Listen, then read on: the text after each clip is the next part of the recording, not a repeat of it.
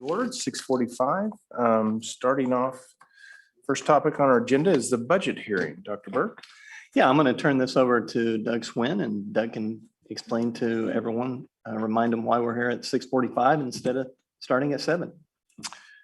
Yes, we are here at 6:45 to have a budget republication due to the fact that our virtual school population exceeded far greater than I could have anticipated. So in order for us to be able to spend the state aid that comes with that greater population, we have to republish the budgets and hold a hearing in case any taxpayers want to come and speak about it.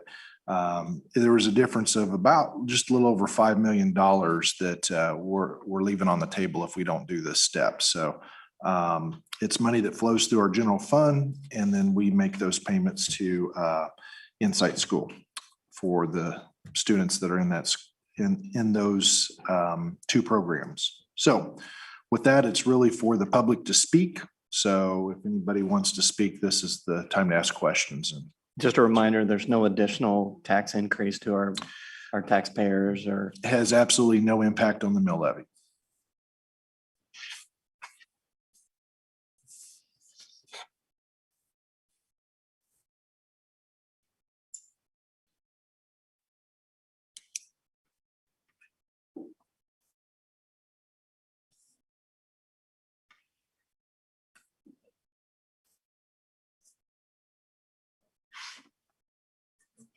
Anyone need to or want to come speak to the board, ask questions? We have Doug, our business manager here. And Doug, I'm assuming if nobody comes up, we just kind of sit here and wait. Yeah, I mean, you've published in the paper, it starts at 6:45. I would assume people that want to speak would be here at 6:45. And if you have no comments, you can actually close the hearing and pause until 7 o'clock and start your regular meeting. We'll leave it open for a couple more minutes. That's fine. If someone has some questions.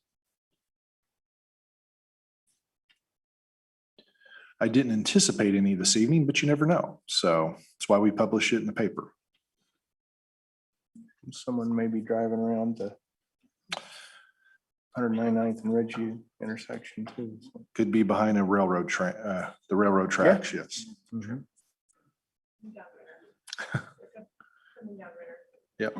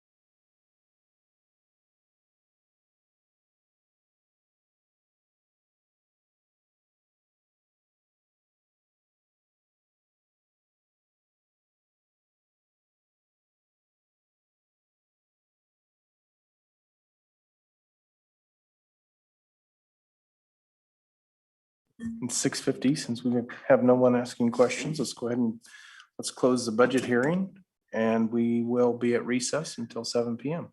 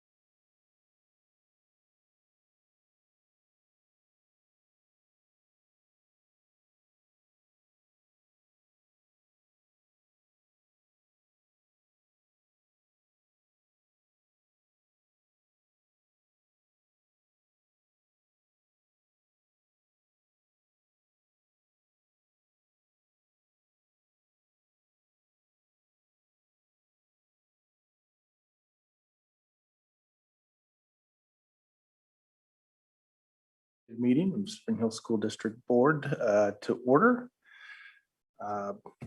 Candy, please collect the roll. Katie, please collect the roll. Sorry, I don't have it. We will start with Mrs. Sealing. Here. Mr. Boyle. Here. Mr. Hoffman. Here. Mr. Winville. Here. Mr. Updike. Here. Mrs. Mitchell. Here. And Mr. Anderson. Here on Zoom. Thank you. All right, very good. Next is approval of the agenda. So moved. Second. Moved and second for approval of the agenda. Any corrections or edits? Katie, please collect the vote. We will start with Mr. Boyle. Yes. Mr. Hoffman. Yes. Mr. Winville. Yes. Mr. Updike. Yes. Mrs. Mitchell. Yes. Mr. Anderson. Yes. And Mrs. Sealing. Yes. And I'm sorry, may we ask who first approved that? We both missed it. We heard that you seconded, Jason. Jason. Wonderful, thank you. Please rise and join me in the pledge of allegiance.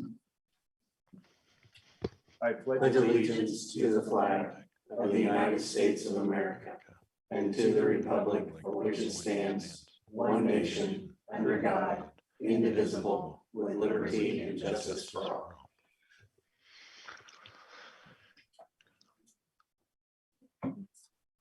Very good, thank you. Next on our, thank you and welcome here.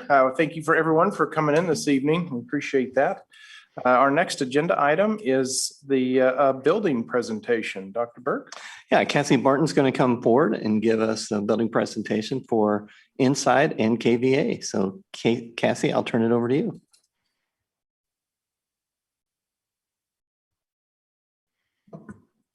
Push to talk. That's an important step. Thank you for having us this evening. We've had a wonderful year at Insight and KSBA. It's been a very different year as it has been for everyone. But we enjoyed many, many awesome opportunities throughout the year. And we're going to take just a few minutes of your time this evening to give you some updates on some really, really cool stuff that's happened.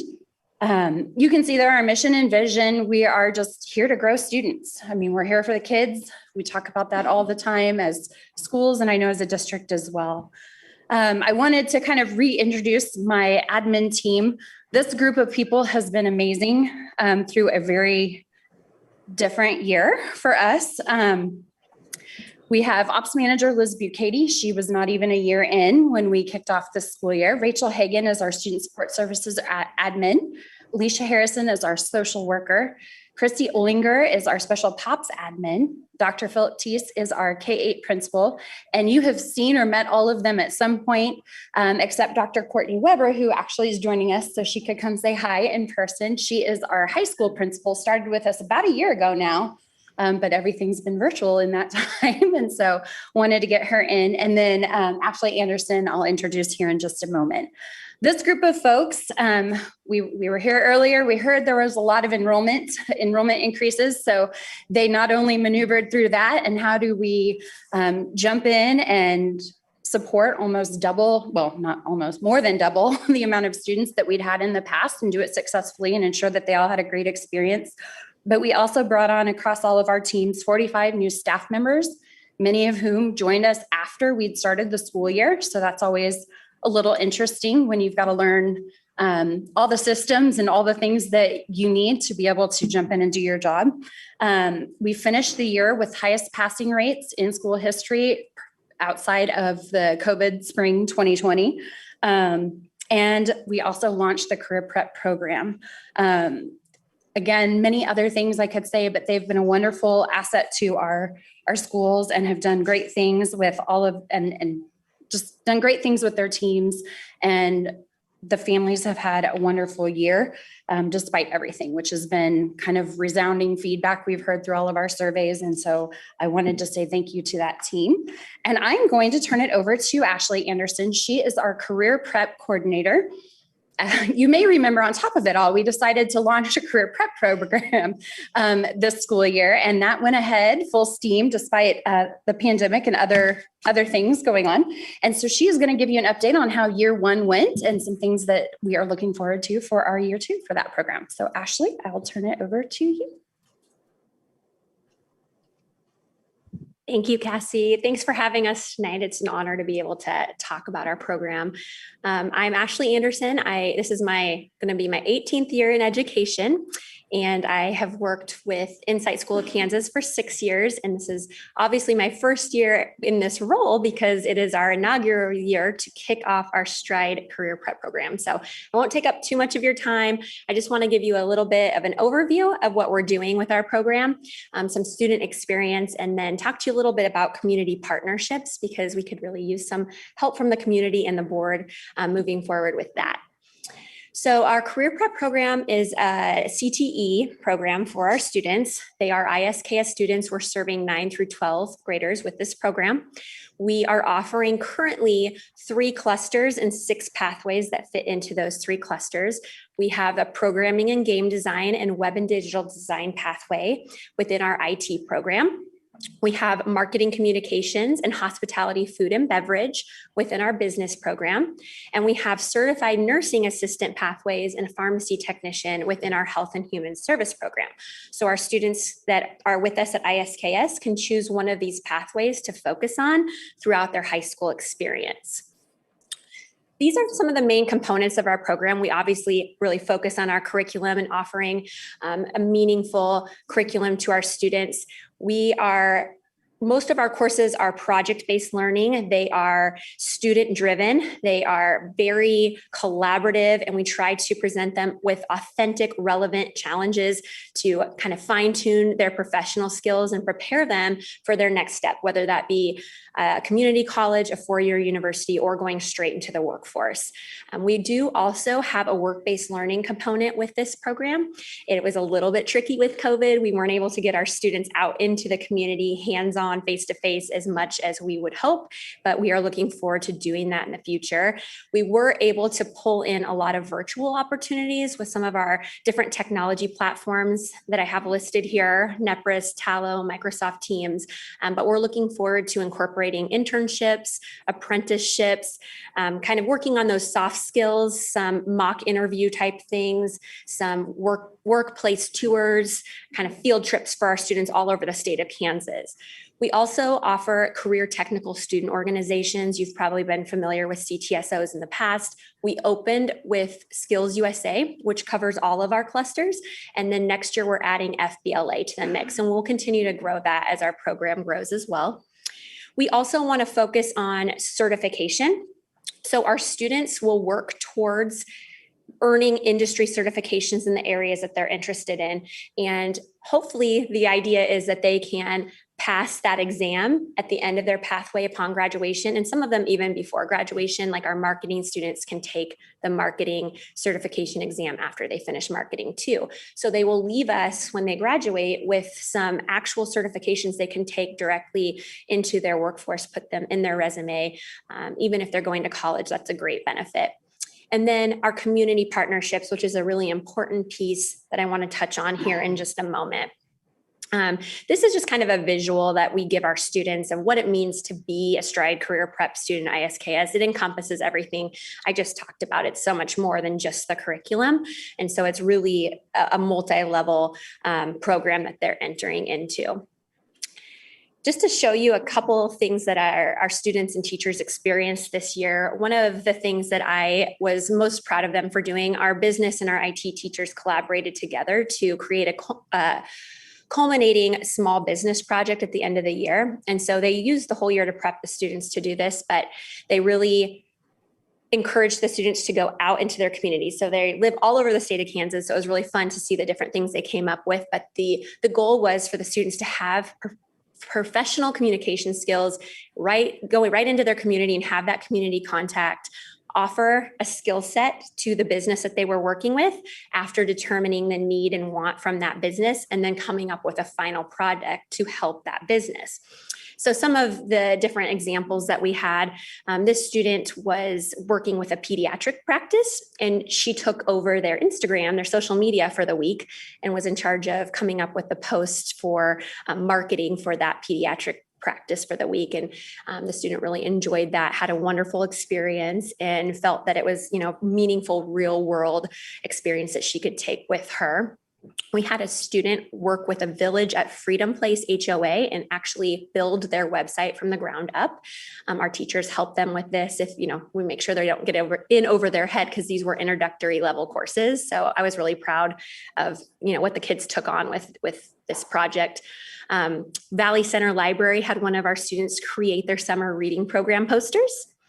We had some students just kind of leave some feedback here. A lot of our students were a little hesitant at first, just because we actually forced them to go out and do this on their own and, make those contacts. They had to contact 3 businesses, and then overwhelmingly the feedback was amazing and positive from the parents and the students, even the ones that were dragging their feet on doing this a little bit. So we were really proud of them. We also had some amazing feedback from our health and human service students. She took a poll. This is our teacher for our health and human service. And over 90% of her kids said that this was their favorite class, that they had never experienced the project-based learning platform before. And they loved the collaborative environment. They met new friends that way. And, we have to be creative in an online virtual environment when you do collaborate. And our teachers did an amazing job finding great ways to connect the students with each other and with the community. And then just real quick to kind of wrap up here, our community partnerships is, I think, probably one of the most important aspects of this program, because we want to prepare the students to go into the community and, be amazing citizens that can contribute. So we did form an advisory committee. I'm not going to read through all this for you, but just to kind of explain a little bit, the state does require CTE programs to have an advisory committee. You're probably familiar with through Spring Hill as well. And we did go ahead and establish that this year with 6 inaugural members. We have 3 industry reps and 3 post-secondary reps. We did formalize a partnership with Patrick Salee. He is the CEO of Vibrant Health in the Kansas City area. They partner with Children's Mercy, UMKC, and we have formalized that partnership. So he's willing to help our students place them for internships and things like that. We are looking, hopefully, to have a school board member attend a meeting in the future. We meet once in the fall and once in the spring. And as we grow and we become more formalized, the state does require us to have a school board member at those meetings as well. So that would be amazing if that interests you at all in the future. And we have, a whole presentation for anybody in the community who is willing to help us out, help our students out, give them some opportunities for mock interviews or workplace tours, partner with a small business project like that. We would love, if you have any ideas or any contacts, to send them our way. We would love to get in touch with them and really make this a meaningful experience for our students. So thank you so much for your time today. My contact information is there. If you have anything that pops into your head and you're thinking, oh, this business would be great for that, shoot me an email and I would love to contact them and reach out to them, and appreciate your time. Do you have any questions for me? Awesome. When does the advisory committee meet? We meet this year we met twice in the spring, but we meet once in October and then usually around April to do kind of a wrap-up meeting. Is it an all-day thing? Nope, it's just like a lunch meeting, about an hour. And we did it on Zoom this year, and it worked pretty well because people were kind of spread out over the city, but we, look for hopefully doing that in person at some time too. You can sign me up for that. Awesome. Thank you so much. That would be great. Thank you. It looks like a great program. It's a couple of things that I really took note of. And it was having a registration or certification before or at graduation, so they leave with a marketable skill. Yes. What an amazing thing. It is. It's a great opportunity. And then I wrote down one of the comments that I saw that I thought was, this is a students produces fantastic feedback because it's from their perception, right? Mm-hmm. It's how they feel about it. And they said, where did I write that down? I felt purposeful. Yeah. What an amazing comment. It is. What an amazing reflection of the impact that program had for them. So congratulations on that. It looks like a pretty heavy lift, a lot of hard work, especially when you're trying to do everything remotely. Yeah. Well, Yeah, thank you. Yes, I think it also helps tie or bring meaning to their other courses as well, Yeah. because it's not just I have to get through math, I have to get through this. When they can kind of see the reason behind it and tie it to their reality that's coming quickly in the future, they can make sense of their entire education experience. And So it looked like their opinions changed, their perception of the program changed. mhm, Thought it was going to be hard, and then I found out it wasn't. You mhm. know, what a great Life real lesson. way to peel back some limitations, self-imposed limitations that they may have. Right. Great comments. Thank you. I'll turn it back over to Cassie. On a side note with the certifications, that will actually help us with our post-secondary success ratings as well, as we get further into the program and get students that are completing pathways and taking those tests and earning those certificates. So that'll be fantastic across the board as well.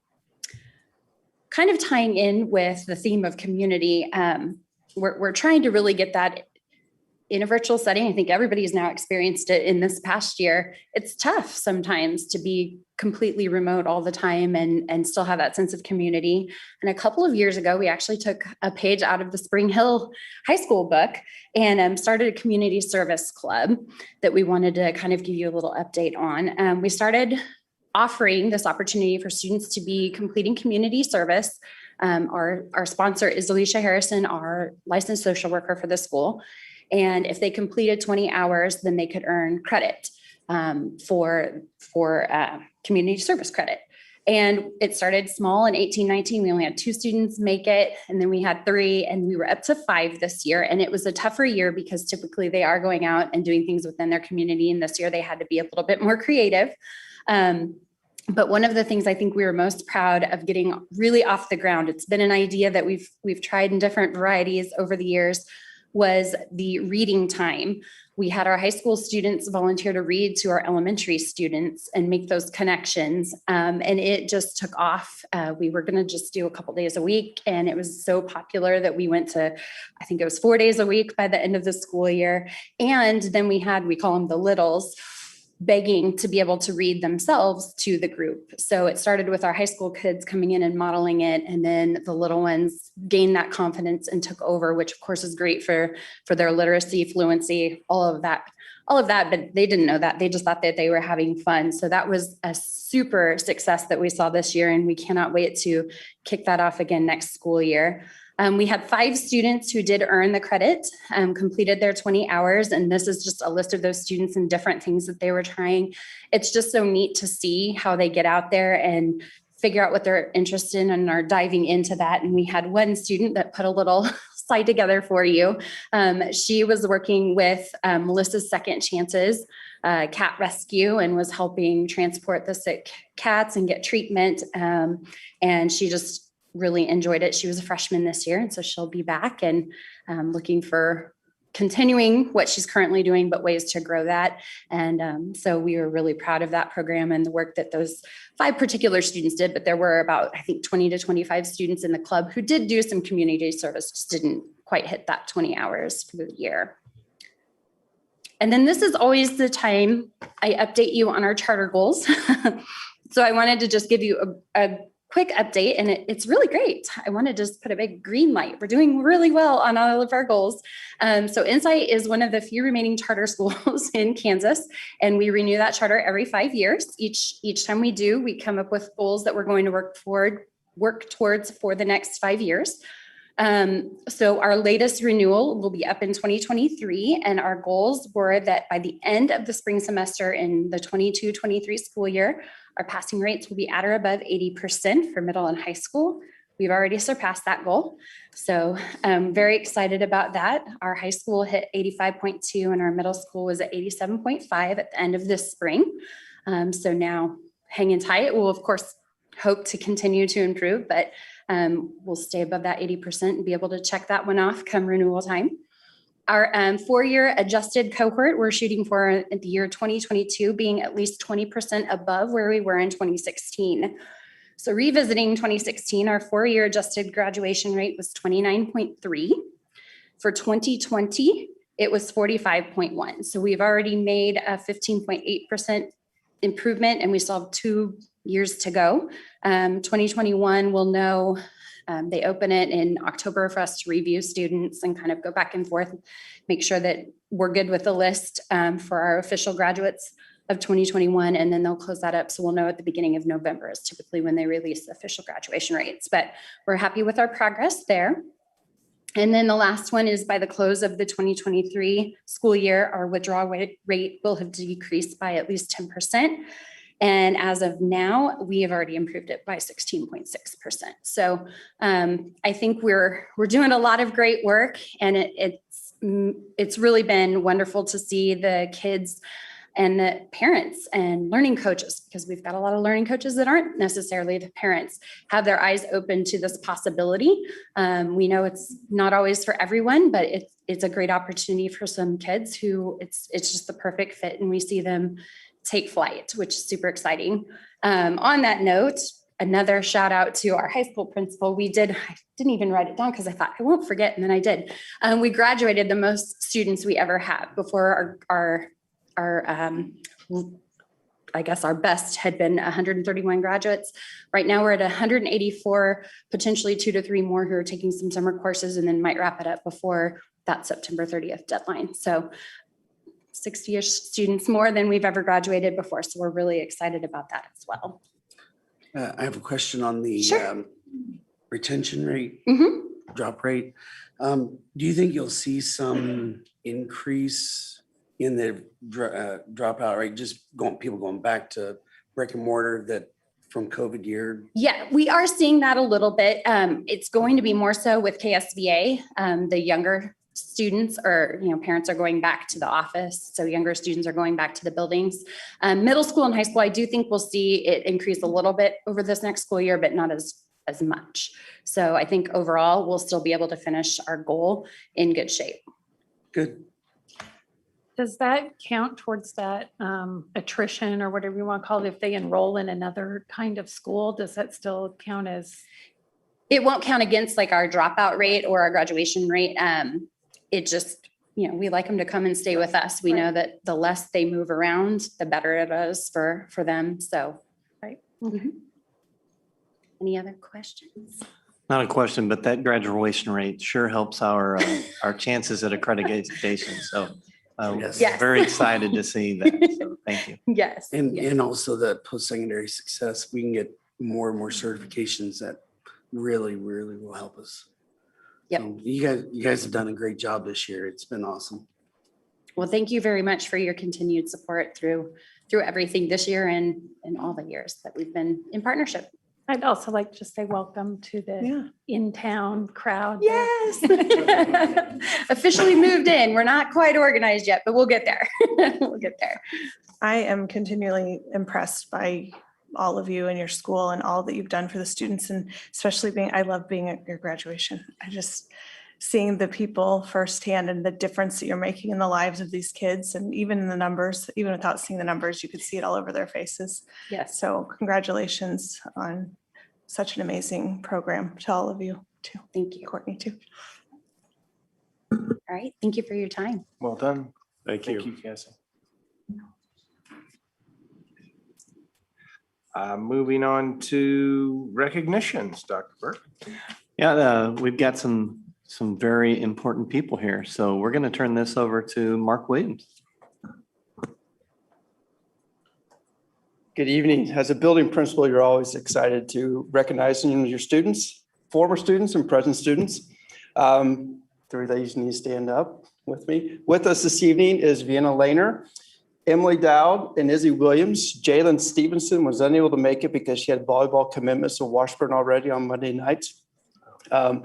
These four ladies comprise the 5A girls 4x4 state champion relay team. It is such an honor to have them here and to be able to see them grow throughout the track season. These girls were undefeated as a relay the whole season long, league champions. Our girls track team were league champions for the very first time in school. Regional champions, seeded third going into state, ran a 4 minute, 3 seconds, which is the fastest time in all classifications for girls relay teams. They ran their little hearts out, and they did a great job representing Spring Hill High School throughout the whole season, especially down there at Wichita State. So just wanted to recognize these outstanding individuals here this evening.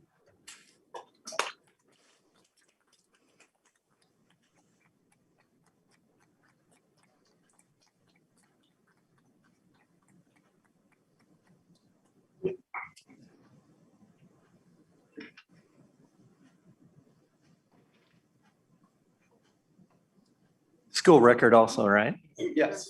So You get in there. Am I the fourth?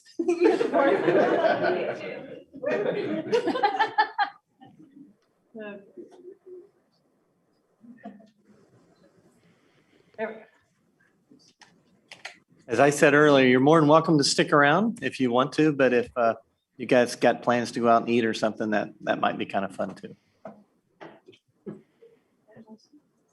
I will say it was pretty exciting witnessing that live. So I bet. congratulations, girls. That made everybody's day watching you run. So I was over at softball, with my daughter, but I wanted to tell you that, and when I got home, my middle schooler, he was a boy, there was a bunch of them over at the park and right across the street from our house. And there was 3 girls, middle school girls, that wanted to know if I knew what was happening at this girls' state track meet. And so you guys have inspired them. They're watching everything you're doing and they want to work harder because they've watched how hard you've worked. So congratulations. Well done.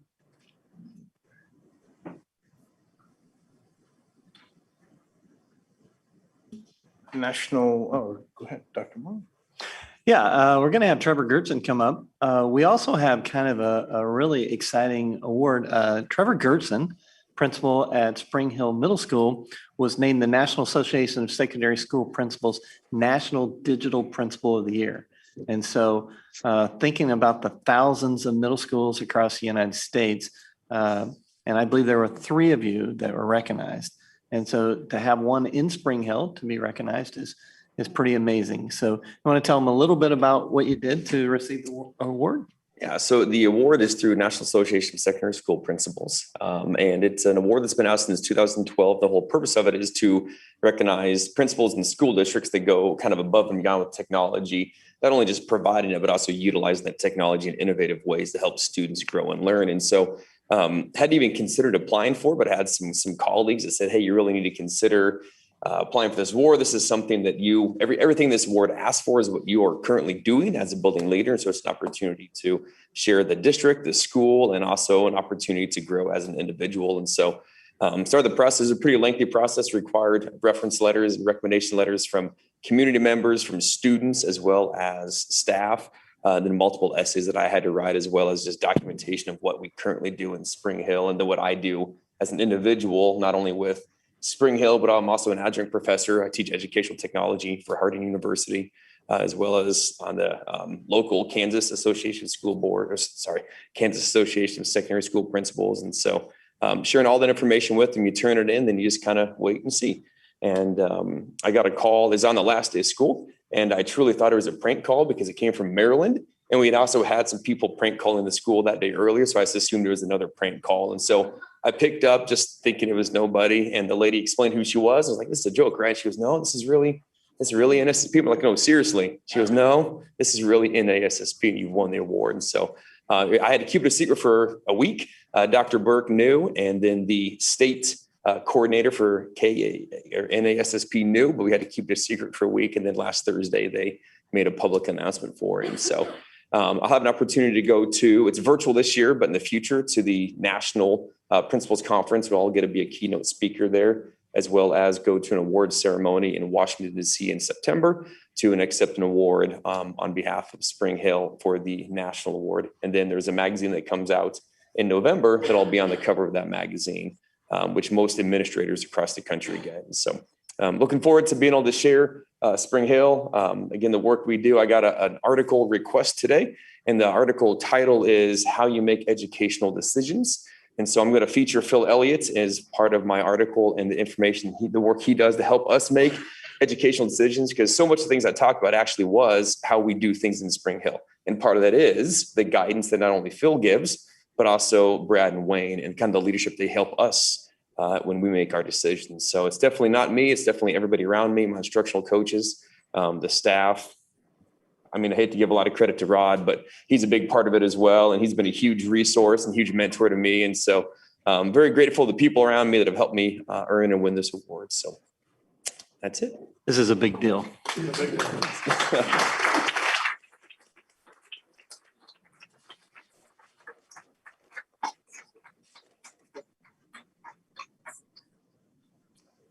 You can take that handshake one more time. Oh. Perfect.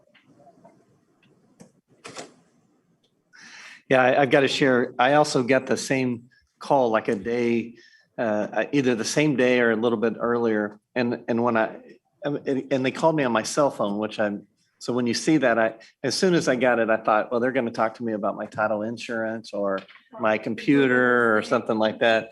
And then the lady said, well, congratulations, you. And that was very exciting. So I called Trevor and I said, hey, did you even take the call? So how they got our cell phones was pretty cool, but very, very proud of Trevor. Yep. Mark Williams, Spring Hill High School. And then just so we're ready, Trevor, you'll come in behind Mark, and then Rod, you'll come in after Trevor. I really just have a couple brief little thank yous. I got to do my big recognition earlier. I can't thank my senior class and their parents enough for the support and for a great graduation ceremony and their flexibility and not being too mad at me for moving the graduation time from 10 until what time we move it to 7. Seems like it's been over a month ago, but so it was a great ceremony. We graduated 216 seniors that night. That was our first 200 plus class. So really enjoyed that evening.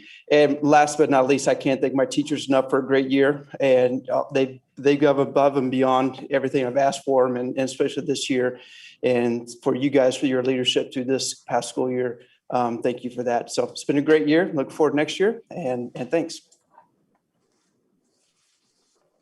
Trevor Gertzen, Spring Hill Middle School. So that graduating class was my first 8th grade class in Spring Hill. So it was kind of fun to watch them kind of grow up and feel like I'm seeing my first group of kids move on. So it's been fun to see the families through there. My 2 recognitions, first off, would be Michelle Hackney. She has become a huge resource for me. I hate to say that HR is like my first call. I don't know if that's always a good thing, but I've grown to just really rely and trust upon Michelle and just her advice and wisdom to me as a professional, but also as a person, and then all the work she puts into hiring. And then also Misty Etchison. I'm not sure if where she's at in the process of things, but she's been a great resource to me as a building principal with the communication pieces, publications over the last few years. And so going to miss the work that she's done. Rod Sprague, Spring Hill Middle School. So I guess I need to thank Michelle. Woodland Spring Middle School. Sorry, got that wrong. I want to recognize Zach Harwood as our assistant principal this year, is his first year in the district. And what a year to start with COVID going on. And I talk to him all the time and say, Zach, you've just come in and you just kind of handle things so calmly. And that's one of the things I will say about him. He never got excited. He never got worried. Well, I think he was worried, but he would always look at me and just go, we got it. We got it. We're going to get through it.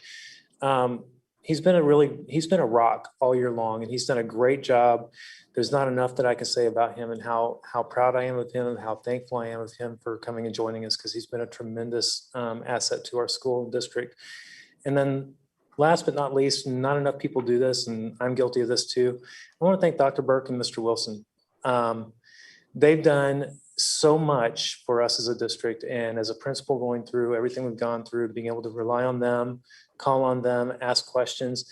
And even some of the questions I think, they're going to be furious at me for asking this. They never got too mad at me. Maybe a little mad, but not too mad at me. They were always there to help and did a tremendous job, and I can't thank them enough. So that's it.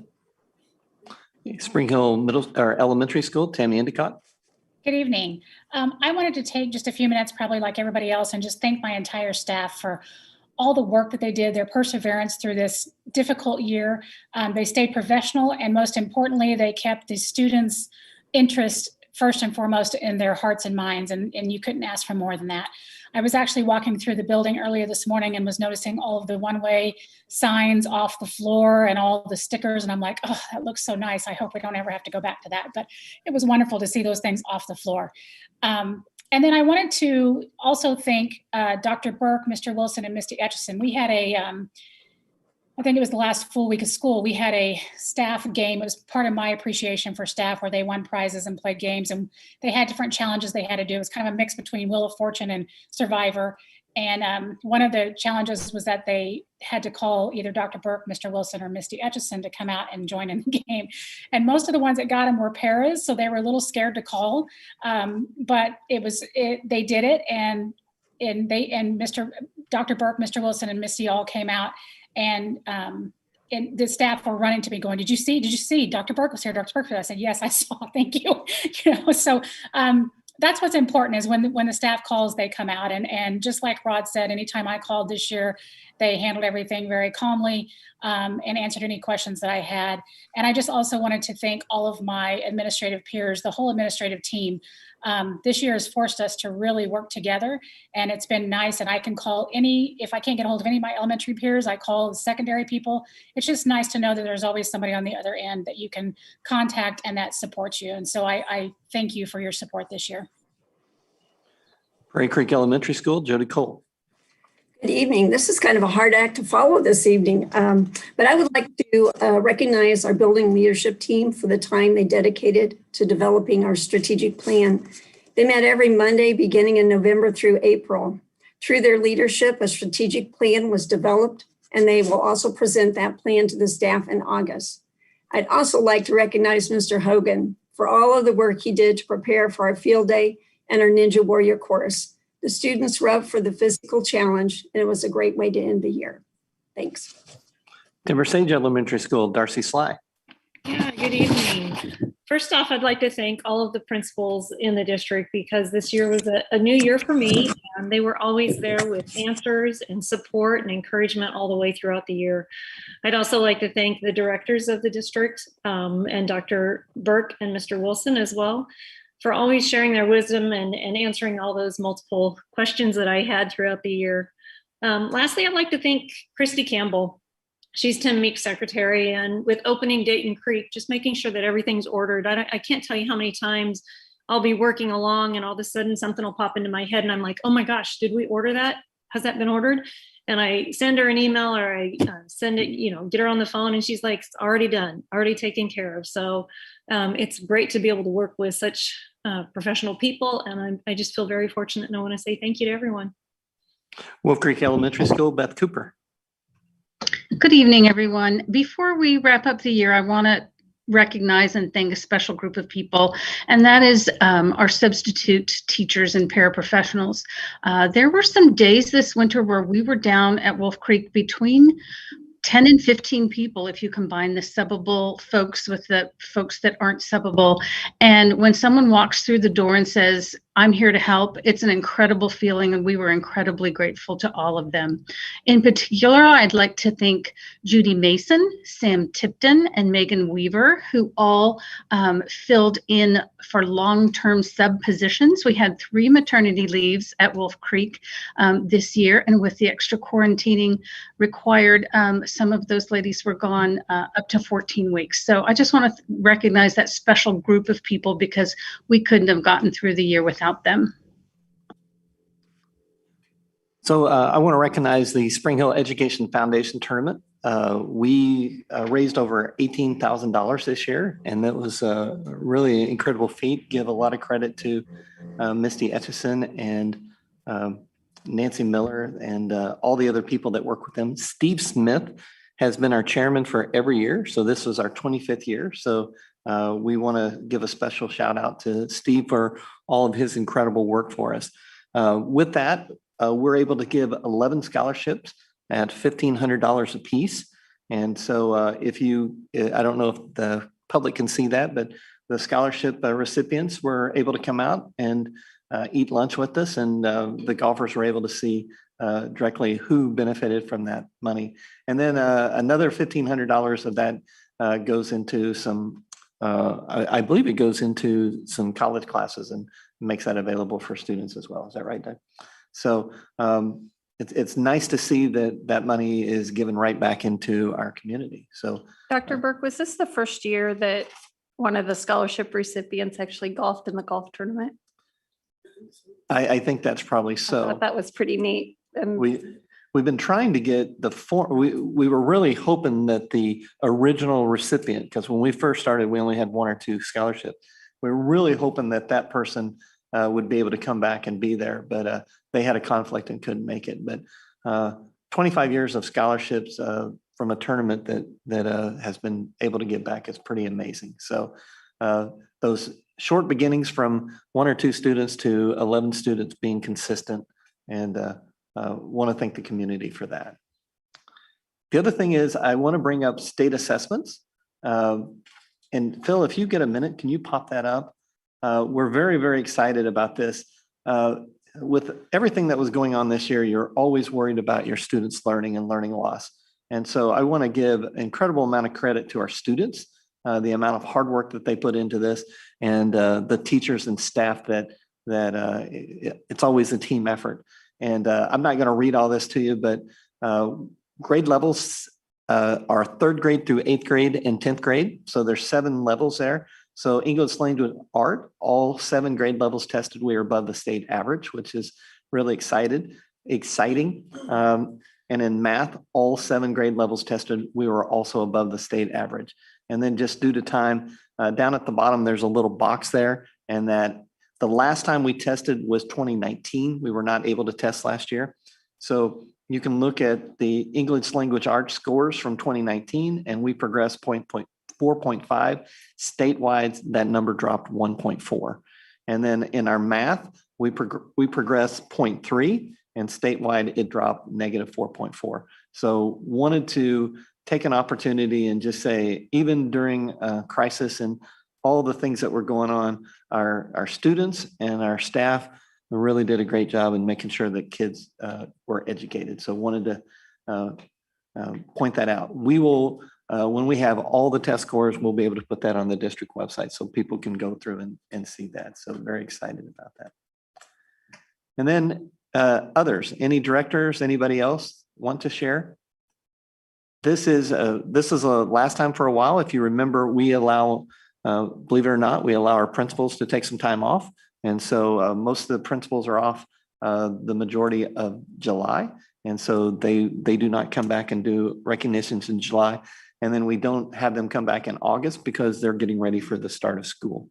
So next time you'll see recognitions as a large group will be September. So also want to thank all of our administrations and our staff for an incredibly hard but good year. Got a lot of things accomplished. So thank you.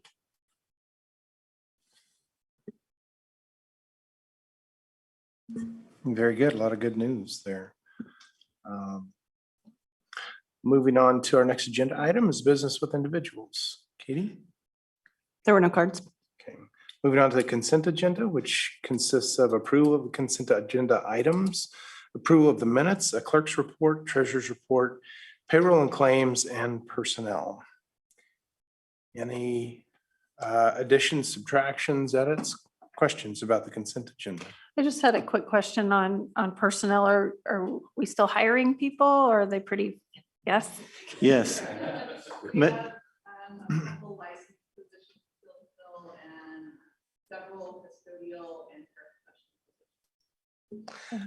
I can always tell that Michelle's still around because on early Saturdays or late Sundays, I get these approval requests.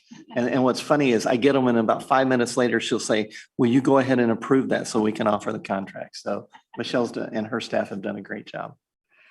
Yeah, and that's absolutely great that we're doing a great job of hiring, especially in a teacher shortage and a new school. I guess I just need to ask how are we doing hiring on the new school? We're all complete there, and it's been exciting this year. We're really becoming a destination district, and if you keep up with my HR social media, seeing kind of some of the background of people, and it's people are seeking us out, and this was an odd year for recruiting, and it's been really exciting. With the talent we've been able to draw, we've got principals and directors that are really pushing the district out in public.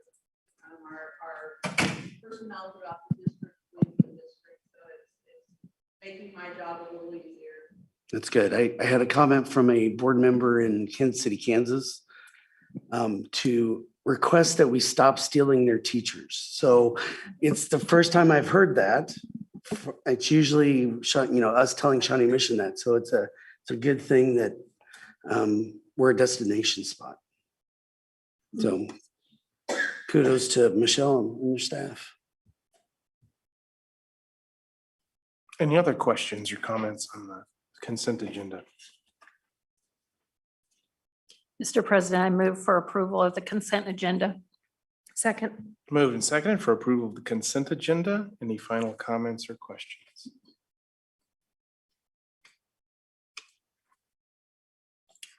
We'll Katie, start please collect the vote. We'll start the vote with Mr. Hoffman, Yes. Mr. Winble, Yes. Mr. Updike, Yes. Mrs. Mitchell, Yes. Mr. Anderson, Yes. Mrs. Sealing, Yes. Mr. Boyle, Yes. approved. Very good. Moving on to action items. First action item on our agenda is the budget publication. Dr. Burke. Yeah, this was brought to you at the last board meeting, and then we had the hearing with nobody bringing any concerns up. And the board is asked to approve the republication of the budget. With that, we'll stand for any questions. Mr. President, I move that the board approves the republication of the budget. Second. It's moved and second for approval of the republication of the budget. Final questions or comments? Yeah, I was just wondering if we could remind folks while we're doing that.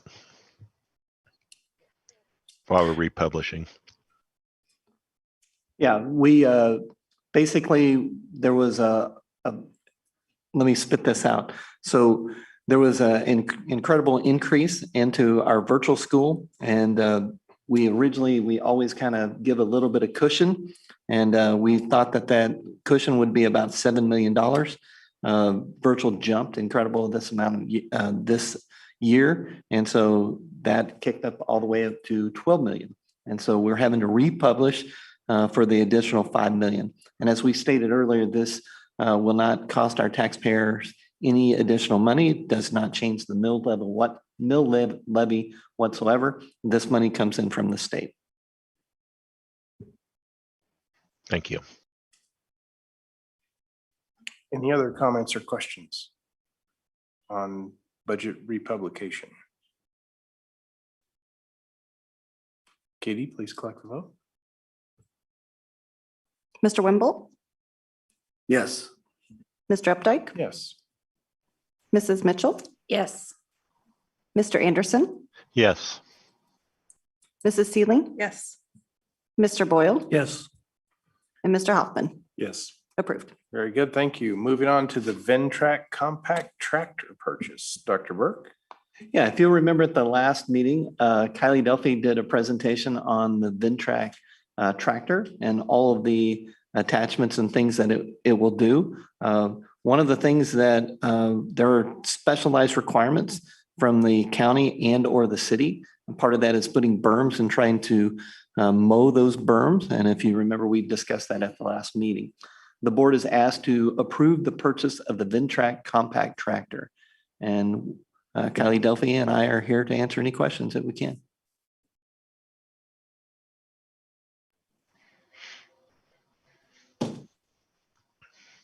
This is the tractor that's also for snow removal too. I think that's important to note as well. Yes, that's correct.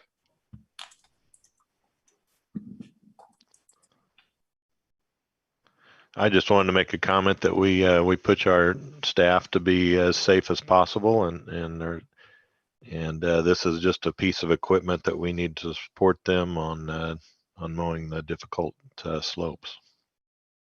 Thank you for sharing that, Mr. Anderson. Matter of fact, here in a little while, we'll actually talk to you about our workman's comp mod has actually gone down. So tools like this help us keep our people safe. Kylie, the quote on that, the date on that quote was May 5th. It said it's good for 30 days. We're past that. Are we still good on the price? Yes, we are still good. Yes.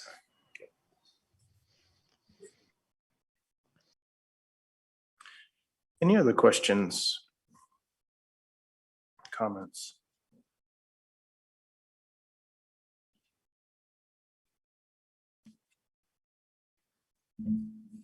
Mr. President, I move that the board approve the purchase of a Ventrac compact tractor.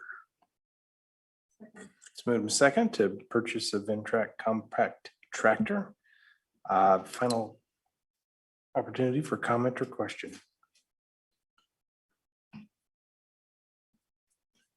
Katie, please collect the vote. Mr. Updike, Yes. Mrs. Mitchell, Yes. Mr. Anderson, Yes. Mrs. Sealing, Yes. Mr. Boyle, Yes. Mr. Hoffman, Yes. and Mr. Wimble. Yes. Approved. Very good. Thank you. Moving on to 101 East South Street roofing replacement. Dr. Burke. Even though we are in the Spring Hill District Administrative Center and we moved into that, we do not waste space.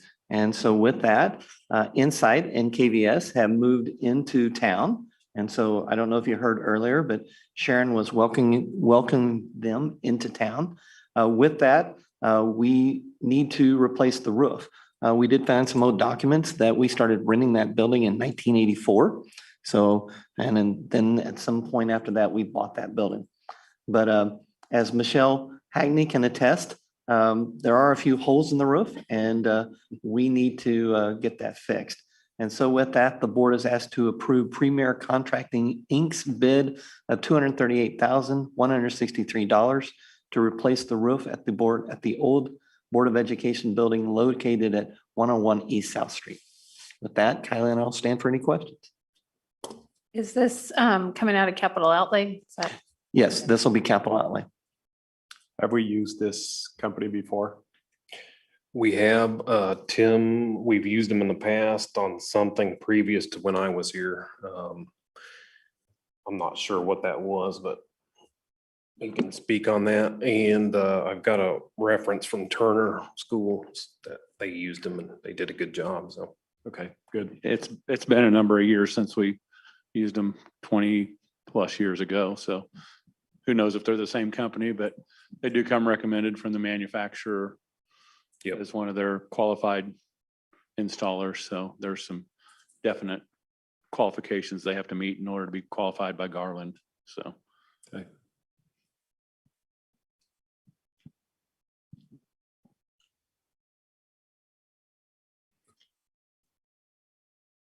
Mr. President, I move that we approve the Premier Contracting Incorporated's bid of $238,163 to replace the roof at 101 East South Street. Second. It's moved and seconded to approve the roof replacement at 101 East South Street. Final opportunity for questions or comments. Would this be, what's the timeline on this, Kylie? late July, they believe they'll get started. So.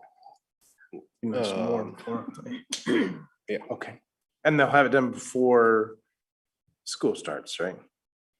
Well, I hope, yes. Yeah. I don't want to make any promises because with the way things are of getting materials and things, It's not absolutely necessary though that it gets done before school starts. Well, it won't have an impact, right? Right. To Insight's operations. No, Cassie says no. All right. Very good. We'll find a place for them if they can't be in there. Sure. Yeah. Any other questions or comments? Katie, please collect the vote. Mrs. Mitchell, Yes. Mr. Anderson, Yes. Mrs. Sealing, Yes. Mr. Boyle, Yes. Mr. Hoffman, Yes. Mr. Winbolt, Yes. Mr. Updike? Yes. Approved. Moving on to Spring Hill Recreation Commission Board Position 1 and 2. Dr. Burke? Yeah, if you remember last board meeting, I know that seems like it was a while off. Matt Troop came and he was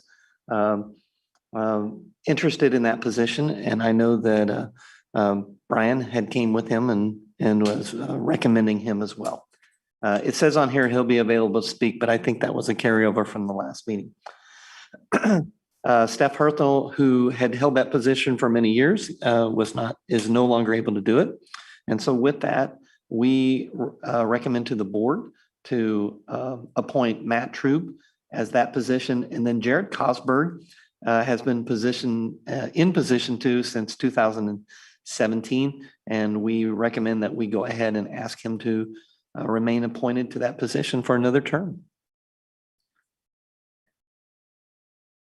And I said Brian, I should have said Brian Pill, the director of the Spring Hill Rec Commission.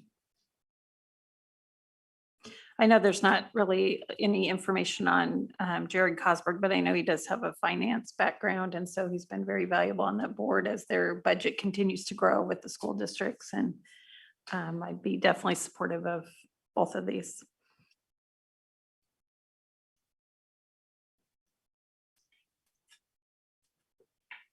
Mr. President, I move that the board approve Matt Troop for Spring Hill Rec Commission Board Position 1 and Jared, in continuation of Jared Kosberg for Position 2. Second. It's moved in second to approve Matt Troop and Jared Kosberg for Spring Hill Recreation Commission Board Positions 1 and 2. Any final question or comment?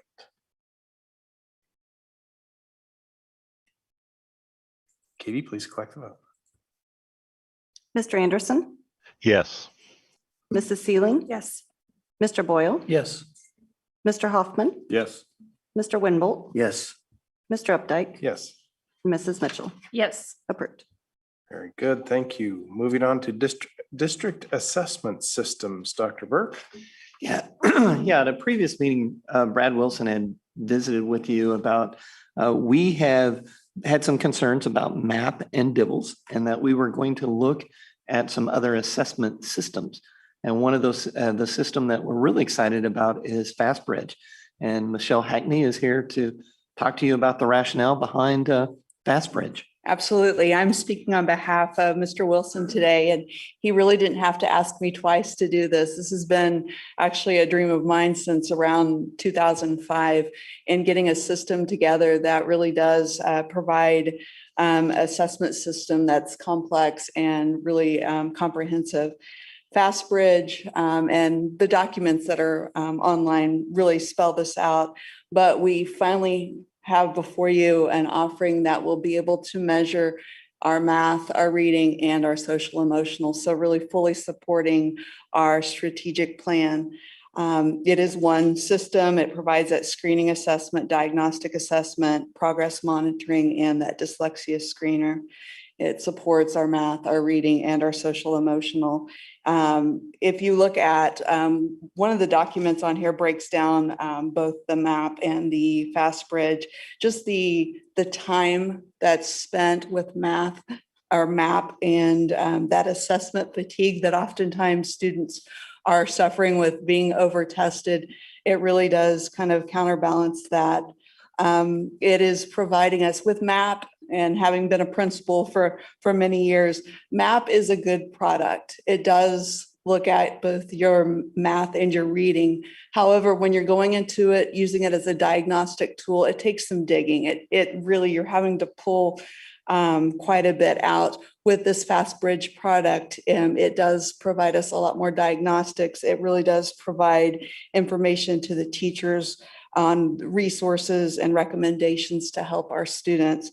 You know, the principal part of me was really thinking, what are the parent reports? I think that's an important piece of things, because MAP had pretty decent parent reports. The Fastbridge parent reports, I took a look at those, I would say even easier to read. It does provide that national norms, those local norms, and those benchmarks. And all of this costing less than what we were paying for MAP alone. not to mention our dibbles. So prior to this, we had MAP, which told us some things. We had a different, the dibbles, which is more of a dipstick type of screening tool. So lots of different pieces giving us information, and Fastbridge will be one system that has everything together. That social emotional piece will tell us a lot. If some of the social emotional issues that a student may be having may be playing into their academics. So there are questionnaires that teachers can fill out that maybe it's an organizational skill that maybe is contributing to maybe some academic skills. So just, I mean, my dreams have come true. I could just die and go to heaven today with this really is a complete package and saving us money. So. I had a couple of questions. What grade levels does this cover? I may need the principals to chime in on this, but I know K-8 for sure. Through 12, do you know, Mark? I know the K-8 for sure. And then I believe it's 9 through 11. We usually don't have an assessment tool for senior. So it kind of appears that the state is really. Absolutely, yeah. 50. So do you see a possibility of this replacing state assessments ever? Or yeah, I don't know. I don't know that that would happen, but it was really good to see that 50% of the districts across Kansas are supporting. So that does give us a statewide measure, probably until we hit 80 to 100% of the schools using that. But I also was intrigued with KSDE's down the road providing some training and really supporting that. So because right now, you know, as a state, we're just kind of piecemeal across the state, and this really will give us, I think, a lot of good information. The state as a whole. Since the state is wanting to provide professional development, we're hoping that they're leaning towards that so that we would have a common assessment. I mean, you can argue that the state assessment is common, but it's really not. So we're hoping that that's kind of the path that they're going towards. Gotcha. And one just final question, is there anything that about switching where you maybe have compared one year to the next that you won't be able to do that for a while? Is there any kind of challenge in that? There could be, because we are, you know, year to year, so there may be a little bit of a delay there, but I think what this will provide us long-term will be, I mean, just with even the first year of use will make up for that. And just the usability, we've added interventionists, we've added intervention paras, we have this MTSS system that we're building, and this will complement it. It will help. It's just really, this is a remarkable time in our district that where everything's kind of coming together. It really, it's exciting. Sounds good. Coming from your HR director, that's just giddy about it.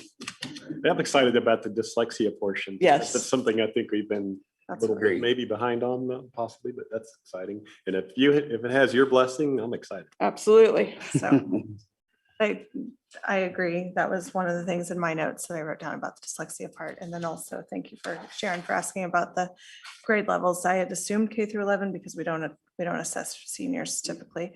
Can you speak a little bit to the social emotional part, because that will be a new part to that. So what? Absolutely. Yeah. And on, it's one of the documents that compares MAP and Fastbridge, but it does offer the screening piece. And that is a teacher assessment, a teacher questionnaire. There's a student questionnaire piece. There's some milestone development factors there, diagnostic, there's a teacher assessed piece that is student assessed, and then some behavior ratings, and then it will complement our Leader in Me program that we will be training on soon. That will, it's really kind of working together. But up until this point, really our social emotional assessments were basically just pure observation and nothing really, with the exception of a building or two that we're doing something a little bit more complex. We were providing a lot of social emotional learning, but not really measuring it. This will provide us the ability to measure. And this, will parents have to opt into that, or it'll just be across the board? We'll have to, I don't want to guess on that. As with any assessment that we're doing, I think we would be educating parents on what we're doing and making available the It questions. would be an opt-out because, Opt out, not an opt in. because of the strategic plan, the board has said social emotional learning is a directive. So we would allow parents to opt out. Okay. And we'd give them the opportunity to see what we're being asked. And just like the academics, if you do the basic screener and you're at the level that you need to be, that deeper dive wouldn't need to happen. So it probably wouldn't be on that basic screener, need to be used on all students. Yeah. Once we have that, I would love to look at it as well. Yeah, but you can look online, Fastbridge website, maybe type in Fastbridge parent reports. Their reports were really, really easy to read. It was exciting. And I hope I did this justice for Brad, so. And it looks like half the cost, so that sounds good as All well. better. Well, and it's the alignment that you alluded to, Michelle, is that how not only are the individual schools creating strategic plans that align with the overall strategic plan, but also the tools that are necessary, tools and training are aligning and supporting that as well. So it's an alignment. Good. Any other questions? I'm assuming we need to do this now so that we can, usually we do hear about it in discussion and then action item later. And this Right. is something that's needed as soon as possible. We have brought previously that we were going to be looking at multiple ones. And so this is the one that we have decided upon. Mr. President, I move that the board approve the purchase of the Fastbridge assessment system. Second. It's moved and seconded that the board approve the purchase of the district assessment systems of Fastbridge. Any final questions or comments? Katie, please collect the vote. Mrs. Sealing, Yes. Mr. Boyle, Yes. Mr. Hoffman, Yes. Mr. Winbolt, Yes. Mr. Updike, Yes. Mrs. Mitchell, Yes. Mr. Anderson. I did have one question. I'm sorry. I tried to get off mute in time and I didn't, but what does testing on social emotional, what does that mean exactly? Michelle's coming back up. I'm sorry. That's all right. The social emotional piece of things were teacher assessments, student self-assessments, and then benchmarking that kind of where students at a particular age should be at a particular time with some of those social emotional skills. So just like how well you can get around for school or what? Organization, some of those executive functioning type skills. Whether you're getting along with others, this is one of those deals where, remember when Randy Watson came in and said the state's building the airplane as they're flying it? This is one of those areas that we're not completely 100% sure what the requirements for the state on the social emotional. A lot of this is just making sure that we're reaching out to the kids. I know that part of that is just to make sure that they have someone to go to if they are scared or have concerns. That's what we're assuming is, do you have friends? Do you have somebody you go to if you have fears or worries? I don't think that it's going to dig really deep into it. We're not doing psychoanalysis or anything of that, but we're not 100% sure what the requirements are because we have not received that from the state yet. Yeah, it's the industry standard for social emotional assessment. And a piece that I probably didn't spend enough time on was the training component, extensive training for our teachers. So that piece would be included as well. And so it's not like the survey we used to send out 10 years ago that asked all the random weird questions for high school kids and all that. Yeah, you're talking about the communities that care. Yeah, But it's not like no, that. no. But do remember the board did approve giving that back out again. So approved it with the parent opt-out as well. The parent opt-out, that's So correct. I also, Nels was just concerned and looked up some of the stuff too beforehand and then just pulled it back up. But just to give you an idea of what I was reading, it's like arguing, sadness, fearfulness, positive attitude, worry, interest in academic topics, those kinds of things. I looked it up on the Fastbridge website and had pulled that back up again. So it sounds like it's those kinds of questions. It's not nearly as deep as the survey you're talking about that had been approved by the board in the past with a parent opt-out option. Okay, thank you. I vote yes. Approved. Sorry for the late question. Nope, No, don't be that's sorry. why we have them. Thank you. Moving on to discussion items, Patron Insight Inc. survey, Dr. Burke. Yeah, Ken DeSigart is here from Patron Insight, and it sounds like he's got some really exciting news to share with us. So we'll turn this over to Ken. These are the easy presentations tonight, okay? I just want to let you know that. What's his name? Good evening, everyone. As Dr. Burke said, I'm Ken DeSigart from Patron Insight. We have had the pleasure of working with the district, the last ballot issue through DLR Group. We had an opportunity to survey the community. And this year we were sort of looking at how we can give back, which is one of our key components in our value list. And so we made available a little application for small school districts, smaller. You're not going to be small enough in 2 years when you can come back and do this.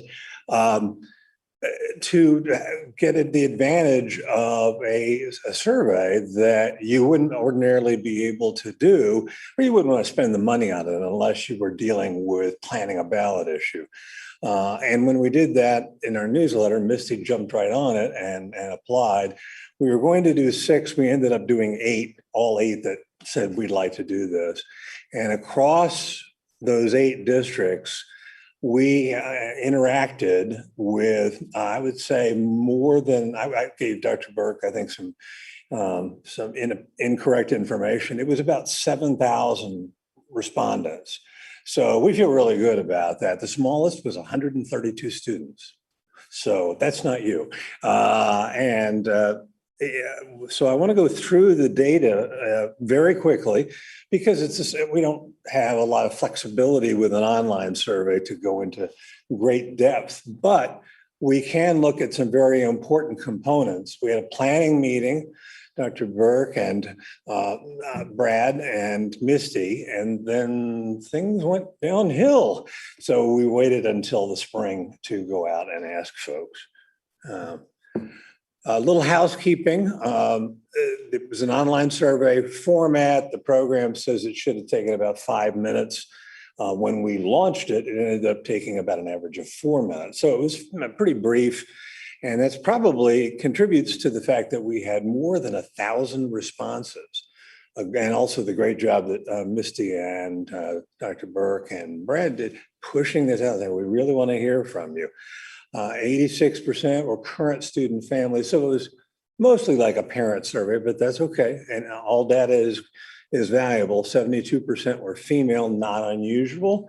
Men hate doing this kind of stuff. So it kind of came true. Elementary drawing area was how we divvied up the questions later, once we got the data. And we didn't say drawing area, we said, where do these students, where do the children in your neighborhood typically go to school? We didn't have too many people who didn't know the answer to that, but 116 for Timber Sage, all the way up to 250 for Wolf Creek.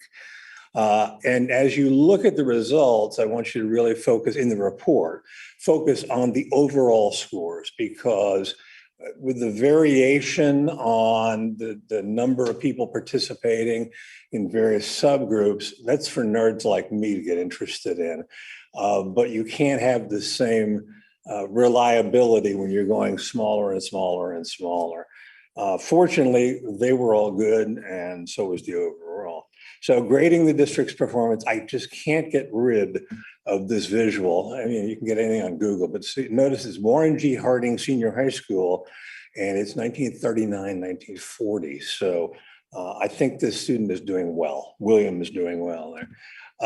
The grades are the way we start pretty much every survey, because it's an easy way for people to share their opinions without feeling the need, oh my gosh, I have to be aware of inside information in the school. Just no, you just have to have an opinion. And so we had 14 factors, used the traditional A, B, C, D, and F scale, and then converted that to a 5-point scale so that we can say, okay, these are the top of the top, and these are in the middle, and these are areas maybe where there are some issues. 9 of the factors scored a B or higher, which is 4.00 on a 5-point scale. And I always remind folks an A is impossible because it would require every single person who took the survey to say A. And I've been doing this since 1992. It hasn't happened yet. So don't be sad. It's we look at how much above and below a B. You can see at the top of the list, you can see a lot of really core elements of what it's like to, what's important in school districts. Teachers and facilities and safety, they all scored very highly. To get a 4.50 on this exercise is really rare because you're always going to have some folks that would say, well, they can always do better. We didn't have that many of those folks. So the 5 lowest scores, and excuse me, I left my phone somewhere today. So I found it. I'm not letting go of my water bottle here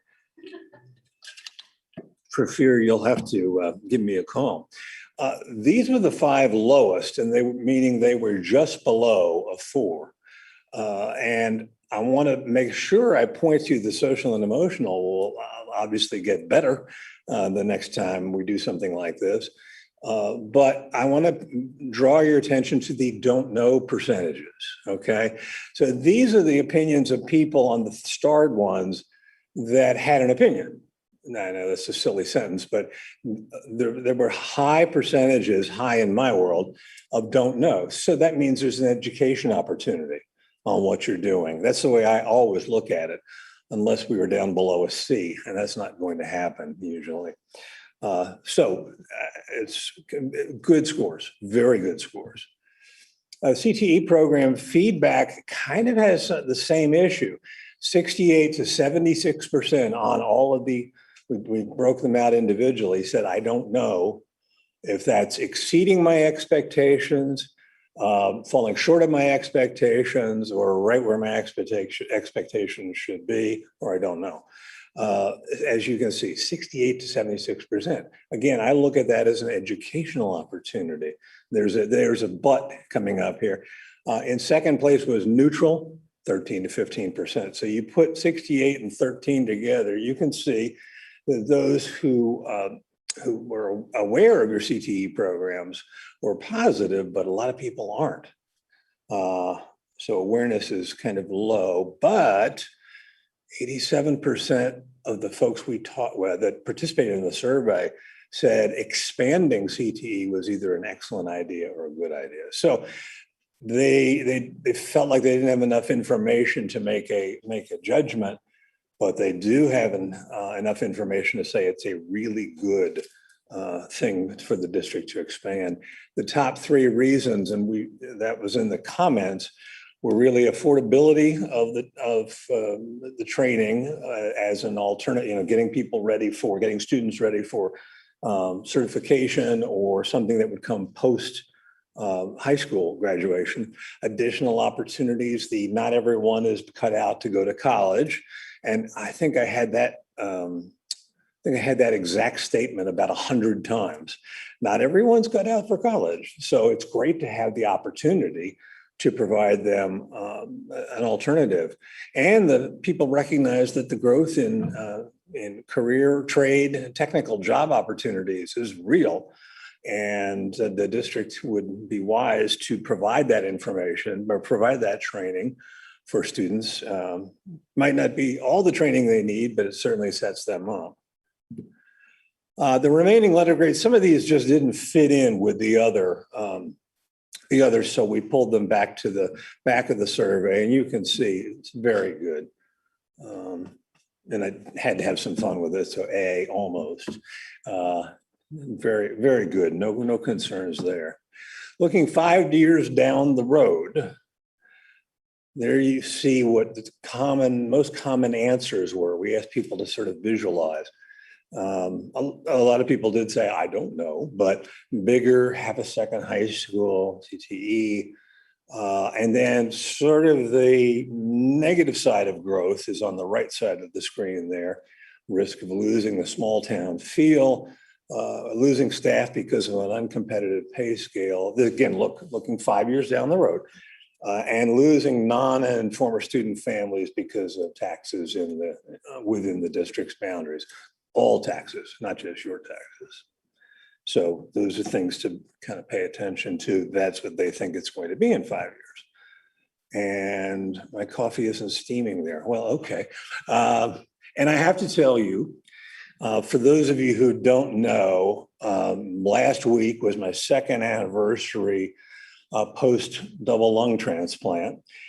And my infusion nurse, who comes out every other Monday, works for Melissa's Second Chances. She's a volunteer marketing director, and I've got something to tell her now. I heard about the community support person that came from Spring Hill. It means every other week I get to see pictures of cats. She said, "Oh, we have these. These are new."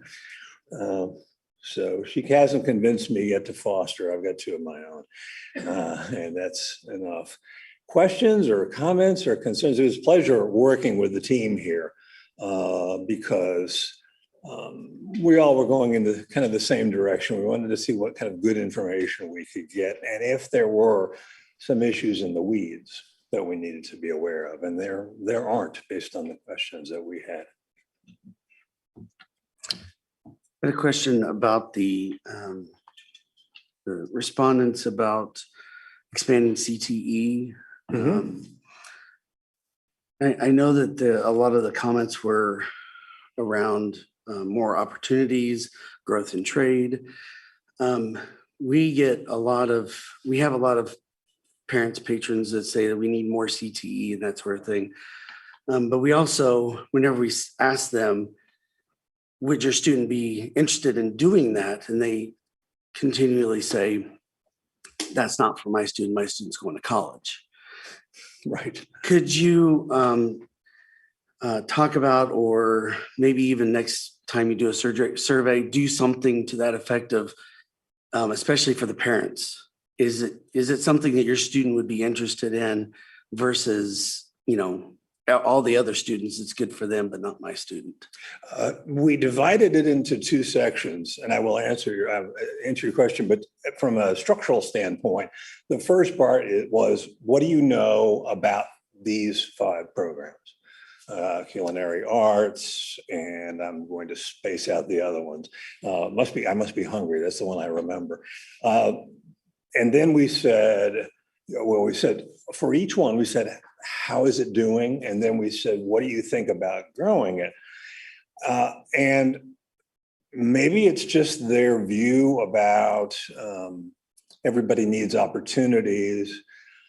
It's not uncommon in a district, and I'm not trying to butter you up, but in a district that is really gaining a lot of recognition for its excellence. And you said, somebody this evening said, you're becoming a destination district. I think it was for hiring. And so it's not a surprise to hear you say that. I think it's an opportunity to educate folks that, sure, that's not for everyone, just the way college is not for everyone. A lot of people talk about the cost of college too. And so it shouldn't be, the education is probably, don't look down on this. I mean, these are careers we're talking about here, and some students are ready to start welding right away, or whatever the case may be.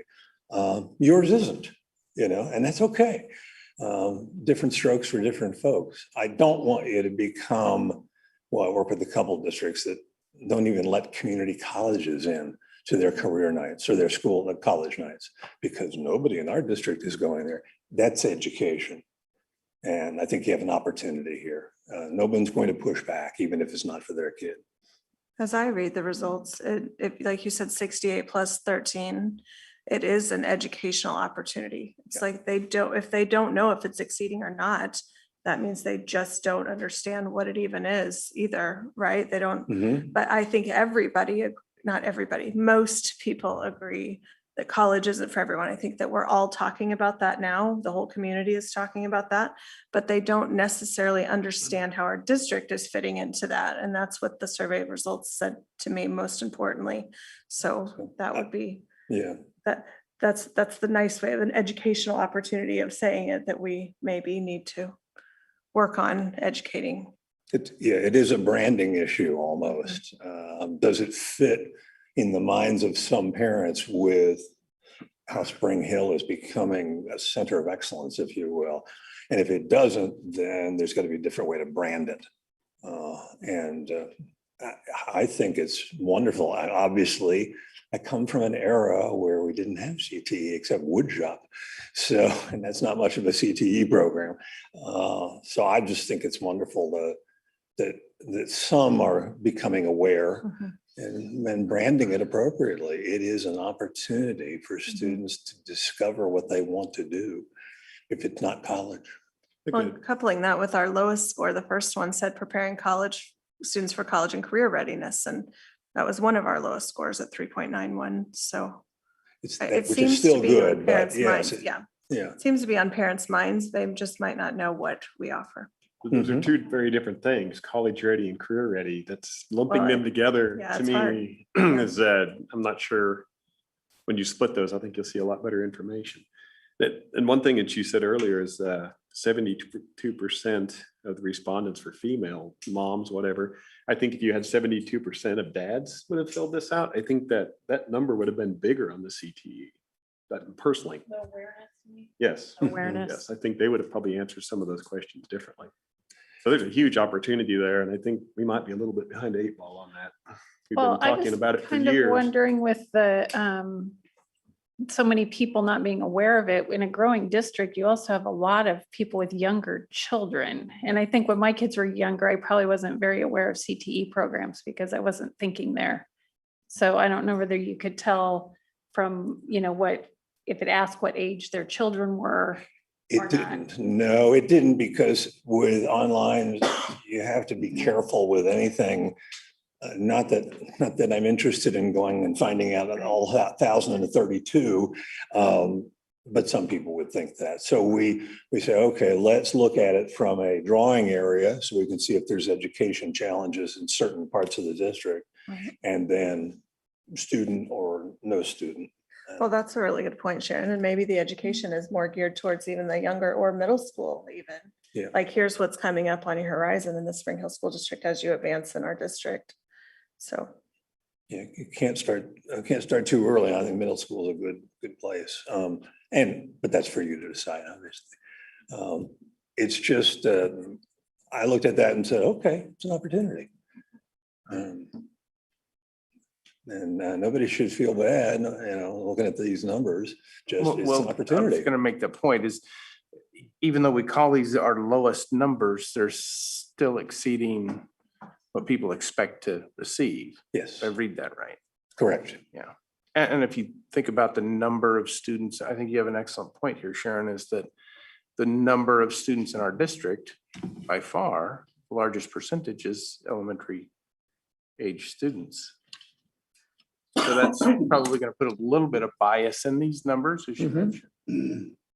But it is an awareness. I think, who said experiential or investigating? That triggered something in my head. There's a couple components to this. It's elevating education and awareness of the resources we have for CTE, because we have some amazing resources available to our district. So it's raising that general level of understanding of the resources available to the district, but it's also understanding, and the information that Jason brought up is who is experimenting or being experiential about what they may or may not want to go into versus this is my career. I think understanding that nuance is critically important, but I think it's overall, it's around that education awareness, understanding the difference between those two concepts. And yeah, the last few years, we've done a lot more exploratory. And part of that is we have students that say, I want to learn, I think I want to learn how to weld, but that doesn't mean I want to be a welder. And that's why we added that manufacturing and engineering class. That's why we did some of the culinary classes that's beyond just, I hate to say it, facts classes. That's why we went beyond that. But again, trying to find those kids who might want to learn about a little bit about HVAC doesn't mean that they want to spend half their day doing HVAC. Right. So our big push the last few years has been more exploratory. Doesn't mean in the future we don't add those programs, but I still think that we still have options for kids that can go full-time into these programs, and those numbers are not being overwhelmed yet. So I think we still continue the path that we're going through, continuing off the exploratory, and then kids that want that full-blown thing, we'll be able to provide for that too. With an expansion of the branding, right? With raising of awareness, understanding what's we available. probably do need to market it better. We probably do. And with the new director of communications, that's one of the things that we've already talked to them about. And these are still really good scores overall. I mean, really good. When you look at it, it's, I would say a 3 is met, right? Met expectations roughly. 3 would be a C, Yeah. but if you're above a 3, then you're better than average. Right. And I'm always looking for the ways to divide the numbers up into groupings so that we can say, oh, we're really hitting a home run on these. And we need some work on this maybe. And I don't think you need much work. I think it's a matter of making sure that parents have information and then making sure they understand that it's a family decision. The district's not going to shove somebody into a place where they don't fit, don't like it, just because it's available. You're going to try and get the most, provide the most opportunities. And that would be the way to brand it. It's a family decision, but look at all we have. So. Okay. Well, thank you for participating. Mr. DeSeagard, just one more question. That yes, next to last slide, were those from multiple choice possibilities, or were that free comments? No, it was open commentary. Okay. And this is our review looking for keywords. We did a word cloud to start, and then went in and reread everything with the word cloud. But the word cloud would have been about 3 slides. There were so many different ideas to summarize. Okay, great. That's what we did. Great, thank you. Yes. And in case anybody's wondering, having more than 50 pages of comments, when you have 1,032 responses, it didn't surprise me at all. I think the biggest on any individual question was about 535 or something like that. So, and that was on the 5-year, and some people were just worn out by that time, I guess. Or they said, I don't know, that's not for me to decide, those kind of things. So, all right. Very good. Thank you very much. Thank you. Appreciate it. Moving on to the values meeting survey, Dr. Burke. Yeah. Yes.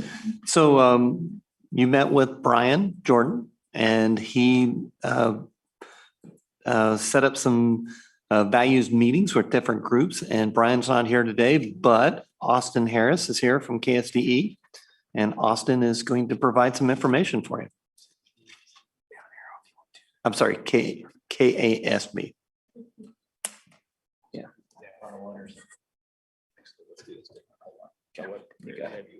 Go ahead. Okay. Well, good evening, everyone. As Dr. Burke said, I'm Austin Harris. I'm the Director of Member Engagement at the Kansas Association of School Boards. Just here today to give you a quick update on the value study that Dr. Jordan originally set up with you and then has brought me in to help out with.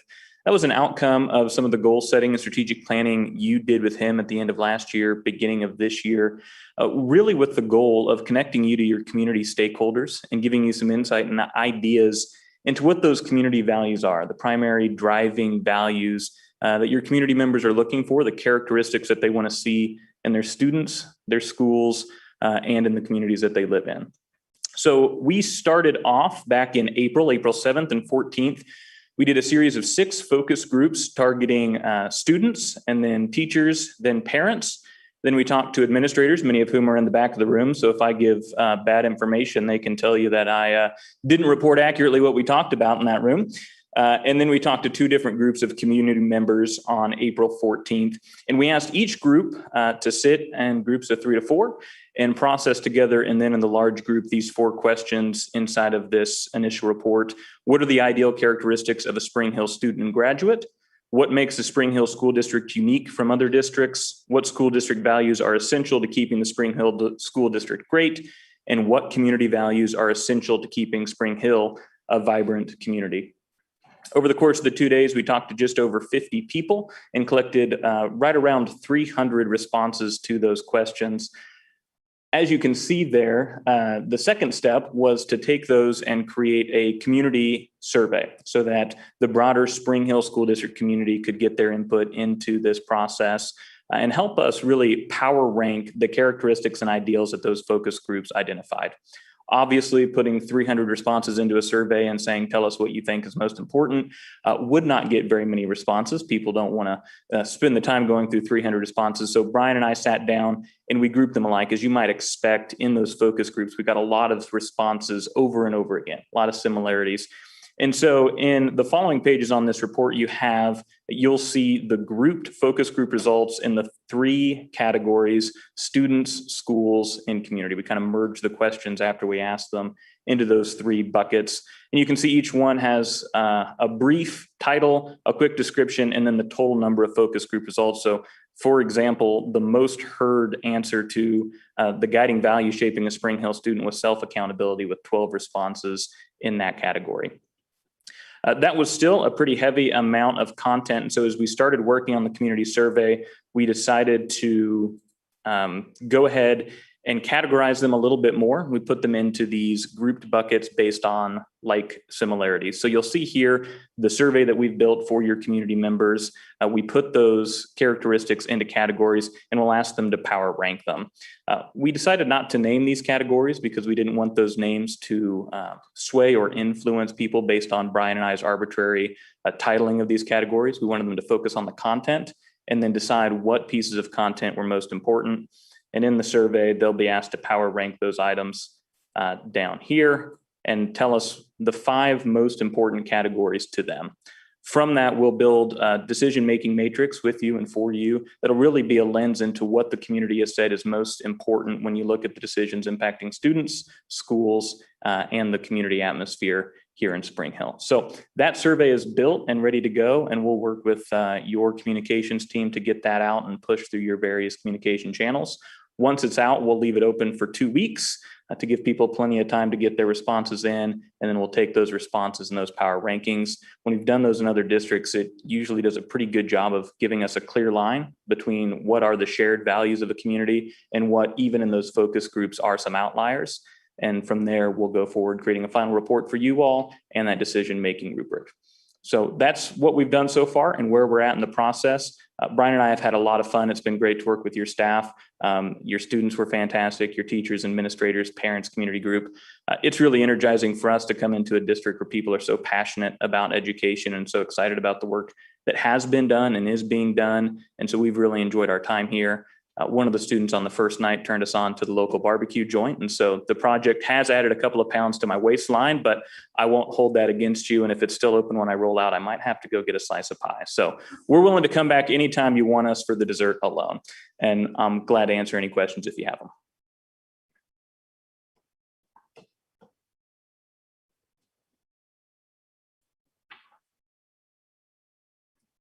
Okay. Thank you all for the time. Well, hold on a second. When do you think this is going to be complete? We're really ready to push out the survey whenever your communications team feels comfortable doing so. 2 weeks after that, we'll finish the results, and then Brian and I will probably need 2 to 3 weeks to compile those results. So our goal is to have this done before the school year starts, probably sometime in mid-July. And when, in the, because I wasn't in any, none of the board were in any of these communications. So just to give us a little insight, how are those facilitated? The focus groups? Yeah, and so what I mean by that is, did you define what a value was? Did you gather information on what a value was, or how are those? What was the structure of the process around that? So the structure was pretty free flowing and focused on the characteristics, kind of one word or short phrase demarcations of what do you want a student to have as a characteristic when they walk out. We started all those in small group conversations in those round tables of 3 to 4 people, and then went around the room kind of popcorn style and had those report out with the group. Had any discussion or clarification we needed to. But Brian and I really tried to get out of the way and just let people talk amongst themselves and report out those conversations so that our input wasn't felt. We prefaced what the project was and why it was happening, but did not give a ton of details trying to push them in one direction or another.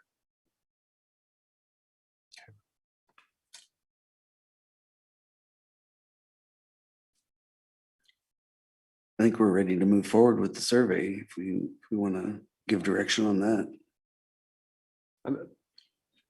What is the end game on this? I'm a little confused what we're looking for in this. To me, it looks like at the end, it's just good. These are going to be our raw points. I don't know where we're going to, I'm not seeing anything that's going to tell us where we have places we can improve. It's all about where we're doing the best. So that I'm not seeing that, or so the original intent was to dovetail that with our vision, mission, and then have core values, our standards of behaviors, the principles that we live by within the district. So that is tempered by, or tempers and supports the strategic plan that was developed.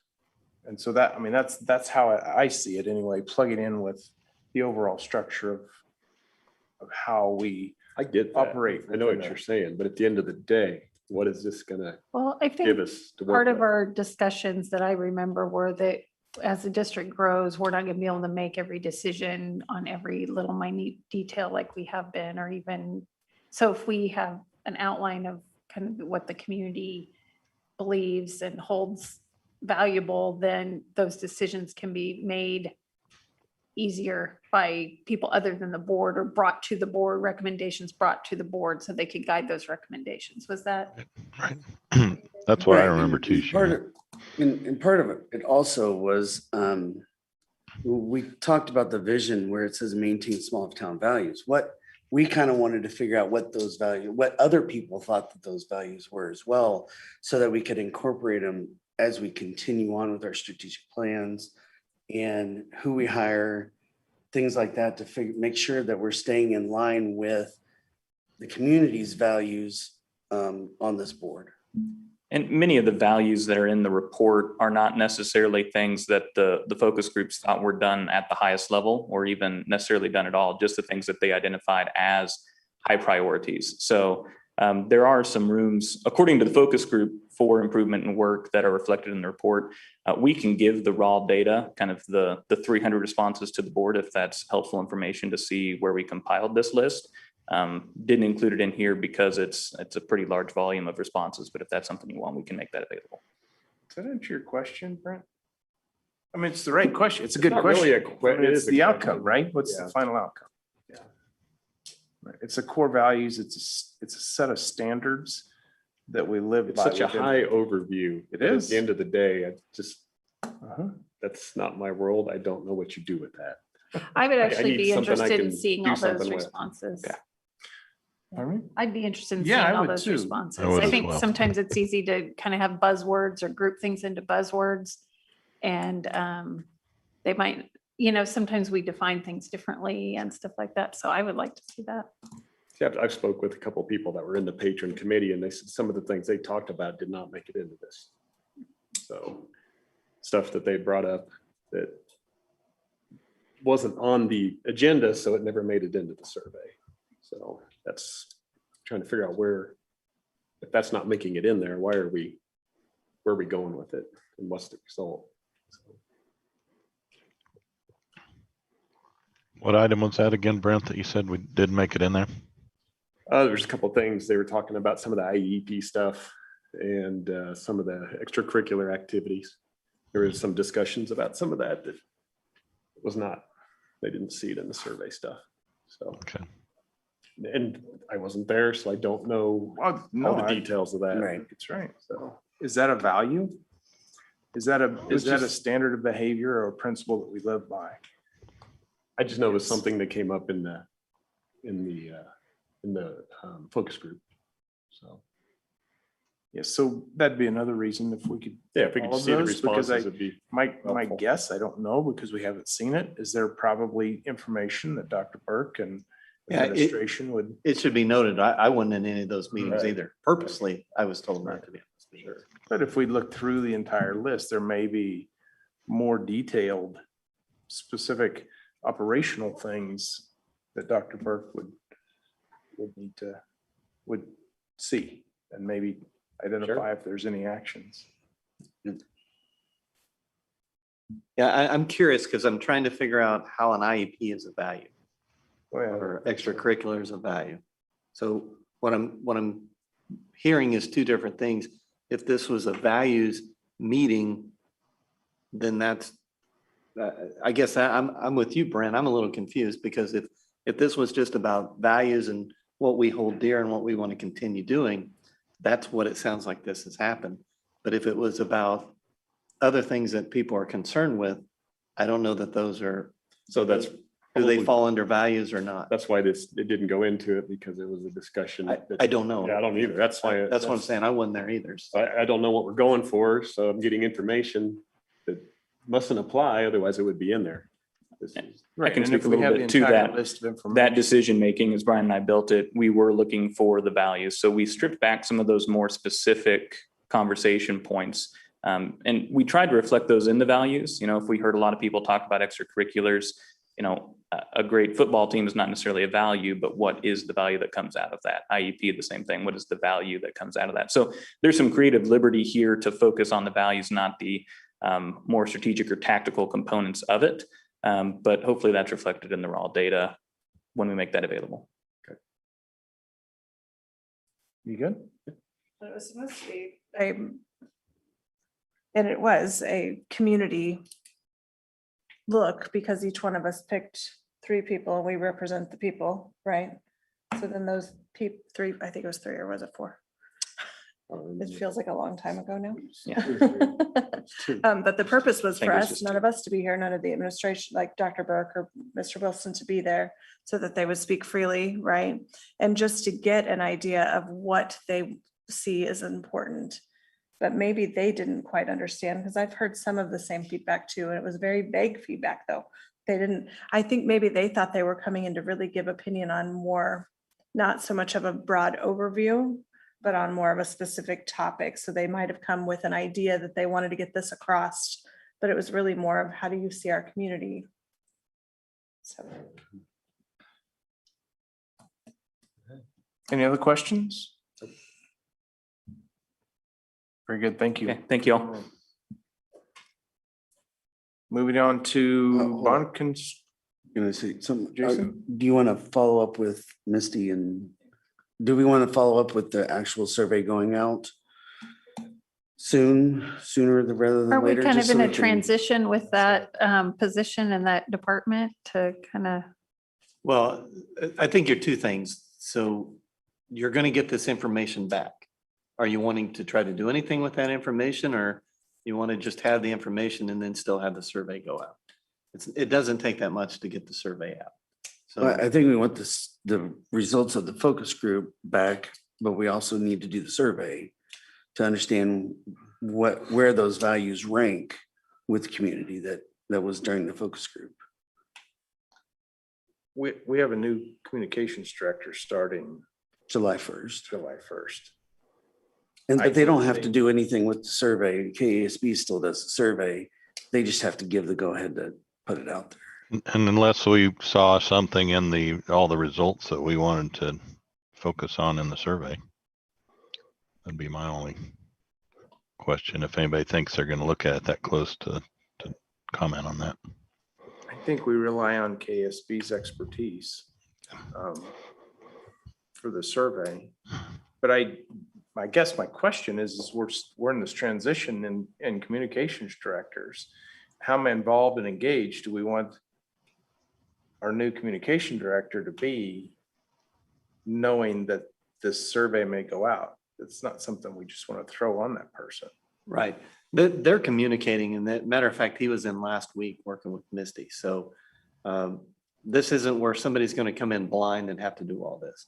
Misty can, if we want to send this out Monday, we can send it out Monday. And then he'll have the data, or he'll be able to gather the data. But Misty has said that she would continue to work with us. So it's not like she just says, day one, I'm done with you. So I'm not, basically sending it out is pushing a button and saying it's now available. And then getting it back, we will just gather that data. Once we gather the data, we're going to give it back to KSDE, and they're going to aggregate the data. KSB. KASB. I'm sorry, it's been a long day. So I'm not as concerned. If you want to get that data and wait and talk about it in 2 weeks, we can do that. And then we can still get it out. Probably not going to meet their mid-July deadline, but we can get it back. You can discuss it, give you a couple weeks to look at it, and then see if there's something that you want to add to the survey, or we can go ahead and send out the survey. We'll do whatever you guys want us to do. Yeah, I'm not worried about a mid-July deadline. I mean, this is something that's ongoing board work that we should be doing anyway. I don't think we need a deadline on it. So what's the consensus on sending the survey, or wait until? I wouldn't send it out in the summer. I'd wait till school's back. Lower engagement in the summer. Oh, yeah. Higher engagement at the beginning of the school year, maybe lower at the end of the school year. So maybe September. So the survey would go out to the same people that were in the focus groups, or everybody in the school? It goes to the whole community. Okay. Not just a school, like it wouldn't be school, actually, it's all stakeholders, so all of the community, Patrons, parents. taxpayers. That's everyone. correct. It would go to the whole community. We'd leave that up to your communications and marketing team and trust their expertise on that. As for the timeline, we can wrap it up and get a final report to you whenever you want it and are comfortable. So you tell us when you want to start it and how long you want us to leave it open, and we'll work with you all on making that happen. Why don't you send us the raw data, and I'll share that with the board, and then we'll talk about it in 2 weeks and see if there's anything you want to add to the survey. I'd like Misty, I'd like our communication director's input or feedback on the best timing to get the greatest response. That's a really important piece. If they say July, then do it in July. If they say August, September, do it in August, September. Okay. Because we don't want 45 responses driving this bus. We want thousands of responses. Right? So we have confidence in the data and confidence in the outcome. Okay. Yep. You can do that. Is that anything else? Okay. All right, good. All right, thanks for coming in. Appreciate it. Thank you. Bond construction update, Dr. Burke. Yeah, Tim Meek is here to let us know what's going on. All right, I'll get to it and I'll try to be pretty brief. I know you got a lot more on the schedule yet tonight, so we'll try to move right on through it. Bond budget stuff, nothing has changed from previous months on that, from last month's changes we showed you. Dayton Creek Elementary School, it's just about there. I mean, we're waiting on one desk for the furniture part of it. Packages of books and everything else are showing up there daily. All of the teachers that are relocating to that building from other buildings, their stuff has gotten moved there already. So we're well on the way to being very well ready come time for school to get there. So a little bit of grass to grow, but other than that, we're good to go. So a couple of pictures there. You can see the interior of it, classrooms. Not all desks are going to be triangular. That's because we're missing the one desk that's a different shape and part of our flexible seating that we have. So Spring Hill Middle School number 3, still on schedule. Next milestones is to finalize the public improvement agreement, which you'll hear about later tonight again. The beginning structural foundations, well, they've begun and they've been going great guns at it. We had to have this last Thursday, and since then, last Wednesday night, since then, all the piers they had to have in that whole building are done. There's 35 piers. They've got those done and poured and up and started quite a little bit of the foundations and footing. So going great on that. Good weather for them right now. Continued underground on the site electrical to get ahead of everything. The parking lots on the main, on the west side of it are pretty well rocked, and the base is all on those. The main drive off 191st is in and ready to go. We'll be using that for site, getting on and off the site later with concrete trucks and stuff. So they're continuing on the sanitary and the storm sewer lines at this point. Challenge successes on that site. She digs it. The site utilities contractor, they've worked every day. They haven't missed a day because of weather. Even they've been out there going because they're not moving huge amounts of dirt all the time, but they've kept working through all the rain we had last month. So, the weather's been a challenge on the rest of it, but they kept going. So accidents, zero lost time accidents, and that's been for 69 days. So these were taken last Tuesday, I believe these pictures were. And again, you can see a whole bunch of footings and our foundation and piers and stuff that have been put in that building since then.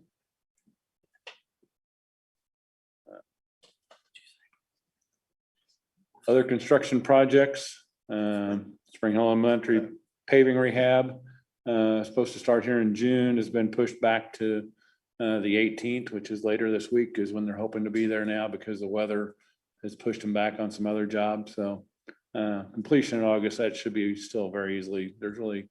We're only looking at 3 to 4 weeks of construction time anyway. So should be good shape. Spring Hill High School tennis court rehab. They're scheduled to be here later this month as well. Again, shouldn't be any problem. It's not a tremendous long duration project. Solar panel project, they've come out and done all their test pulls. They've dug brought a machine out that will burrowed into the soil to then tried to pull it out to see how much resistance they had in the soil, so they know what kind of anchors to use to hold the solar panel down and on in place. So that's been done. Now they're in the process of getting everything here. They're going to be building a road back there here in the next week or so, hopefully starting on that to access the site. So roof repairs, you've heard a little bit about that already. I won't bore you with that. So any questions? Do you know how many hours, hours we've gone without a lost time accident? I know we've got a lot of days, but can Jay Dunn or we give you that on the last month or 2 months ago? I think I had that. I don't recall that, but yeah, it's in there. I know we'd given you that on the previous bond issue, but then, and I don't know that I had the number on the report, but I shared with you, I believe, the number of hours on this current bond issue too. So Here it is right here. how many hours is it? What's it? You can tell them. 385,000. There we go. So 400,000 hours. Yeah. Okay. A lot of hours. And that's Yeah. Jay Dunn, Apple's had another 30,000 hours. Yeah. So you're at 400,000. Yeah. Hours. Well done.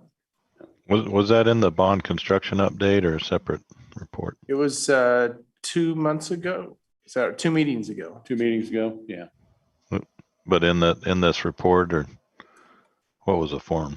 Yes, it was in your report. It was in my report. Yeah. In the Okay. bond update. So we've had another 70 days. I don't know how many hours. Yeah, it depends. I mean, it varies greatly on that site. I mean, right now we're really manning up because of all the footing and foundation people. The plumbers are there doing underside. The electricians have 3 guys there to do it. So there's probably 12 to 14 guys there on the excavating crew. So we're manning up pretty quickly. Yeah. So, 2 weeks ago, we probably had 12 to 14 guys there, but right now we're probably up to 40 plus men there on site. So 7,500 to 10,000 hours. Right.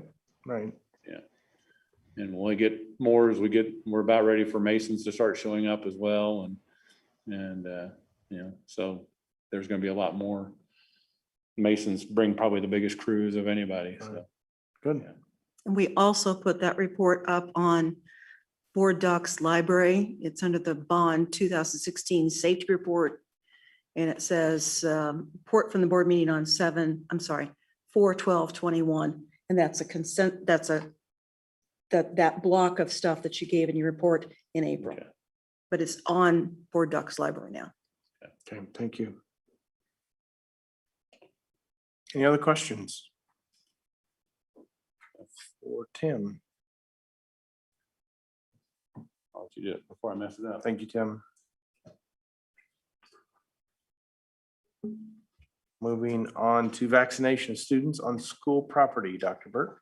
Yeah, we have been, the Johnson County students we're not meeting weekly like we used to, but we were still meeting with the Johnson County Department of Health and Environment. One of the things that they have asked us to do is to consider allowing them to come onto school property and do vaccinations. One of the things that they're asking about is maybe when students are doing drive-through to pick up the food during the summer, that would be an opportunity. Again, that they wouldn't be at the same place with the food, but in the same area, or maybe being able to do it after hours. One of the things that I've shared with them is we're not interested in having them do vaccinations on site during school hours. Part of that is convenience for parents, and some parents may or may not be able to get their children out and get them vaccinated. And again, it's just something that not too long ago we approved vaccinations for employees on school property, but we did not talk about students. And so I thought I would bring this up and see what concerns that you have, what thoughts you have, and give us some direction on how we would respond to that to the health department. This is coming directly from the health department. They asked us about being able to provide that. Yes. I think this is very interesting, I kind of have a unique perspective on this. We can't even get enough student or pediatric to come to our vaccination clinics that are free and open to all the public and often. And there are soon to be COVID vaccinations at all doctors' offices as well. So, that is on the horizon in the next 30 to 60 days. So I'm not sure why we would open this up at the school. I think that this is something that should stay with the doctor's office, and because also the parents need to have the opportunity to talk through, just like any vaccination, with their physician, the pros and cons to that. So I'm not really sure why the school would be involved or our property would be involved at all. There's plenty, and if it was widespread and there was no way to get a vaccination, there was a lot of need for it, and then I could maybe understand that, but they can't even be given out right now. So people aren't taking advantage of it metro-wide. And so I'm not sure why we would open up the school property to that. So it's certainly available out So there. what is the concern though? Because what we're doing is trying to provide an opportunity for our people. So is there a concern that? So there's a concern. I'm sorry. I'm sorry, I can't hear that. I said I have a concern that kids have natural immunity and there's no benefits to this. There's only risks. We're just starting to hear more and more about young people with experiencing blood clots and such. And I don't see when there's so many opportunities elsewhere in the community why we need to start. It looks like we're pushing them if we put it into the school. Well, my thought is then why aren't we offering tetanus shots that they need when they turn 10, or why aren't we offering if a lot of these things, flu shots are every year. Why if we're going to start doing that, it opens up a whole nother can of worms to all vaccinations when in my opinion, a vaccination is the decision between a parent and their physician. And they need to make that decision together. And I don't know why we would be involved in it. Mike, I have a Wait, question. let me finish. Let me answer that. Okay. So again, I'm trying to give people an opportunity. And so this isn't about politics. It isn't about your No. thought process. Absolutely What I'm not trying to- politics, What safety. I'm trying to do is give people an opportunity. Not everybody has the ability to make it out as easily as other people. If the board doesn't want to do it, that's fine. But what I'm trying to do is figure out, why are we not at least giving people the opportunity? Because these are adults. They make the decisions for their children. We're not basically saying you should do it or not doing it. We're providing an opportunity. So that's the part I'm kind of trying to understand it. Right now, we can't offer tetanus shots. And if these other vaccinations became available, we couldn't do that either. So what I'm trying to do is figure out why we can't at least let our parents who make the decisions for their own children have the opportunity to come on our property and get it. If the board feels strongly not to do that, that's fine. But it shouldn't be about what our beliefs are about vaccines and things like that. This is the parents' belief that comes down to that. And so I'm simply bringing this up as an opportunity. If we feel like as a board, we should not give that opportunity, then I'm fine with that. But I don't want to get into the politics of vaccines or not vaccines and all that. If we don't feel like we need to give them an opportunity, that's fine. But I have a lot of faith in our adult parents that they can make the decision that's best for their children. We don't have to tell them how to do that. All I'm doing is saying, do we provide an opportunity or not? I understand that. And I didn't mean politics. I didn't say anything about politics. If I felt like there wasn't opportunity at the health department, at doctor's offices, at everywhere, then that would be a different situation. So the one I will say, I agree with Nels. I don't want it to appear that we are encouraging or discouraging, either way. That is a personal family decision that they need to make, but I think there's plenty of opportunity throughout the community, including at the health department themselves. My question was going to be, when we have other vaccinations that are required or recommended, do you have a large percentage of parents saying, we didn't have any opportunity to get this, or we didn't have time to do it? Has that been a concern with other things? When you say a large percent, what is large percent? Well, I mean, is it an issue? Do we have parents every year that says, I have not had the opportunity or ability to get my children vaccinated? Yes, we have that. Enough to have a clinic at the school for it, I guess is what. I don't know what that would entail. So are we talking 5, 10, 100? Yeah. I don't know. And I don't know what you're thinking. I do know that every year we have some children that we have to say to them, if by law, if you don't get the vaccination or you don't sign the consent form to not do that, you're not going to be able to come to school. So I guess that's just what I was trying to get an idea on. If is it an issue with other things? And if so, maybe it's something. I don't know what that date is, but we've never given the opportunity to find out what that date is. And some of that group probably doesn't want to do it, and that's their excuse. So. And that may be too. But again, that's a parental decision. Yeah, from my perspective, we have a lot of clinics in the health department essentially begging people to come get the vaccine. So clinics are open, health department's open. There's plenty of places to get a vaccine. I understand, and we have one in town that can give them. So we have one up by the north side of the district. So we got north and south covered. I appreciate the request from the health department, but I think that there's availability to get a vaccine if somebody wants to get the vaccine. I understand that there may not be availability on their schedule to go get it, but we do have clinics in our area to get that done. I believe you can go to any Walgreens, CVS. Most of the Hy-Vees will do it. So people go to the grocery store every week. I don't think this is our job. So what are the risks to the district? That's what I was going to say, is there liability as well?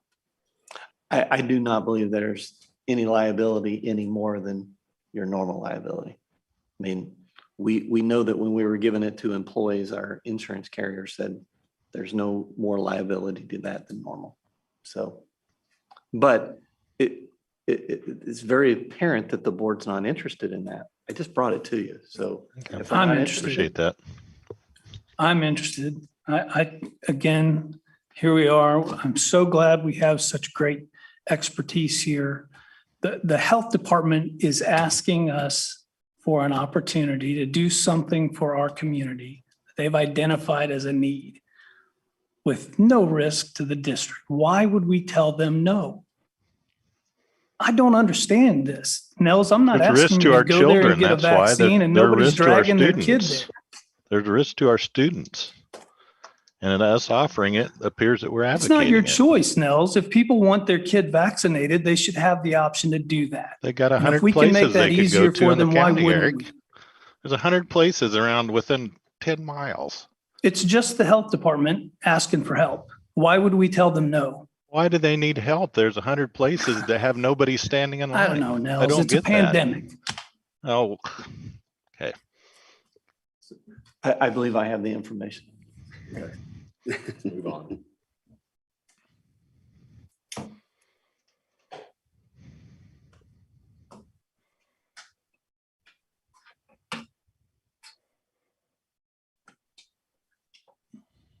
At this point, we'll move on to property insurance and Yeah. workman's comp. Yeah, Jay Hastert is here to walk us through it. I think we have some pretty decent news. And so I'm going to turn over to Jay and Doug.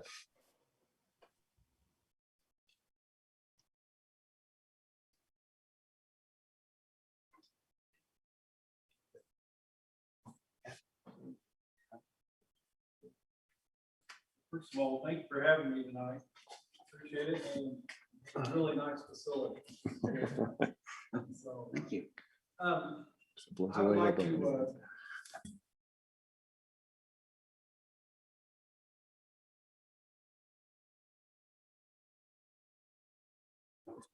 we would like to visit with you about this, and I don't know how much you guys want to go through. Do you want to go through the whole thing? I know you got a big agenda tonight and it's getting later, or do you want to skip and talk about the things that are issues? Totally up to you all. Doug, Wayne, Dr. Berg? I think if you get back to the renewal, and then if we have questions specifically on the renewal, then we can bounce back to that. So jump back to the price page? Yeah. Okay. So if you go down to the price page, let me try to get there here. So this year, we are facing some pressures from the insurance carriers, and it's mainly in the property area. And Spring Hill's no exception. All of our districts are feeling it. I even did a little research on your district to the north, and they're feeling it also. But basically what's happening in the insurance industry is obviously claims. You got the fires, you got the normal hurricanes. Claims have become more severe. Claims have become more costly when they are doing the repairs and or the replacements.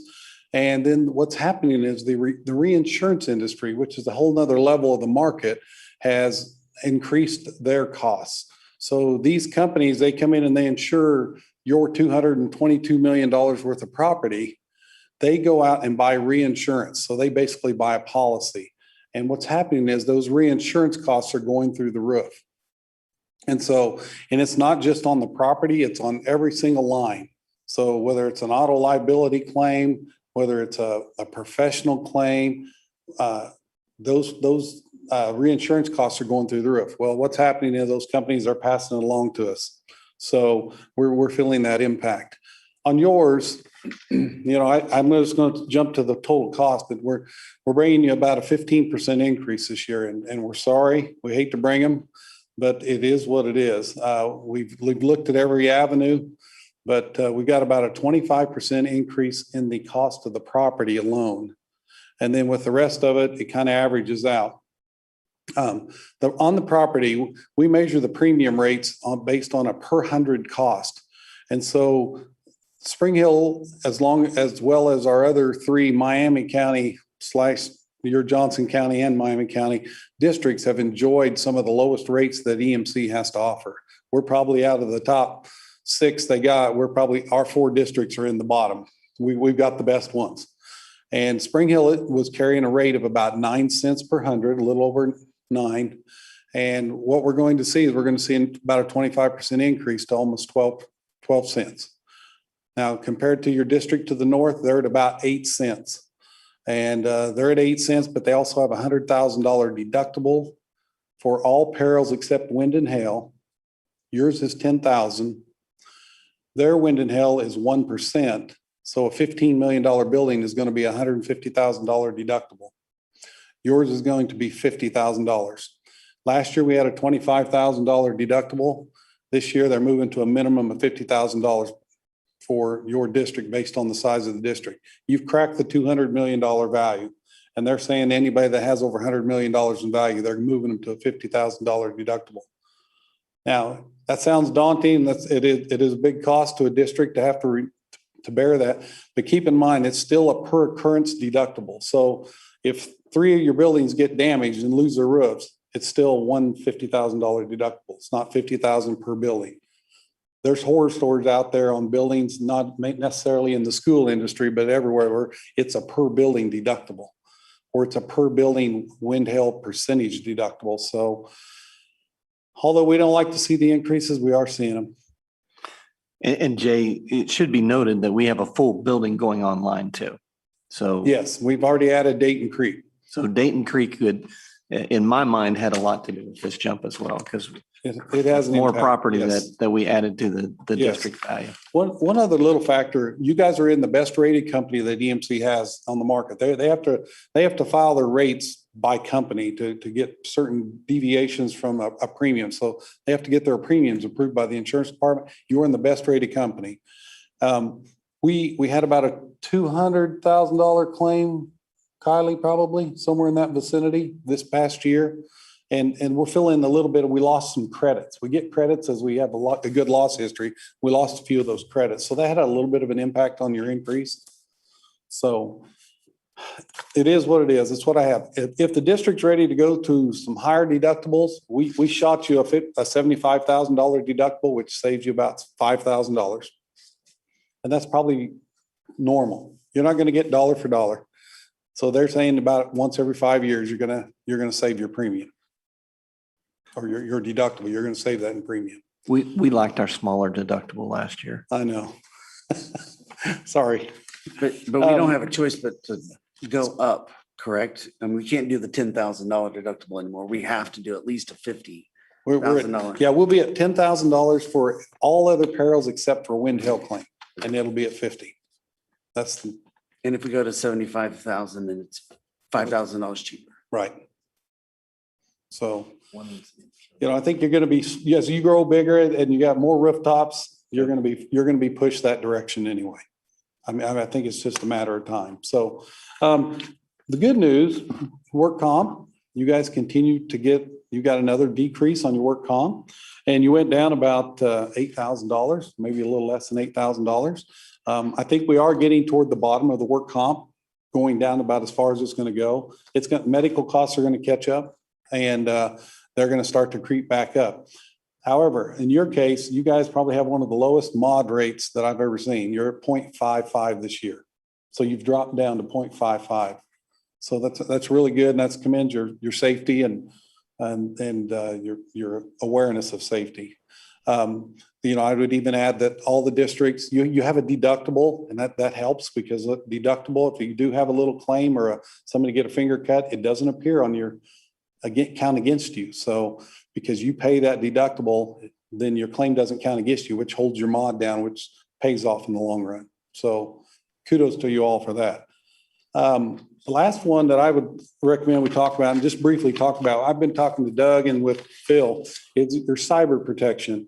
I'm sure you're all aware of what's going on in the world. We've had some fairly big hacks that have caught the national news. We've got the pipeline. We had the meatpacking plant. And so there's a little bit of pressure, or maybe some need to maybe consider looking at different liability limits for your cyber. Cyber is becoming a bigger and bigger threat to us and probably isn't going to go away.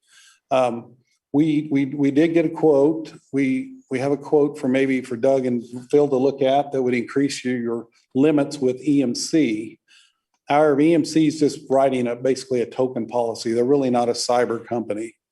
There are some cyber companies out there that's all they do, where they provide investigative services. They provide services to investigate if you have a potential claim or you got some some emails coming into staff. They will do that for you as part of the service. They're also more expensive.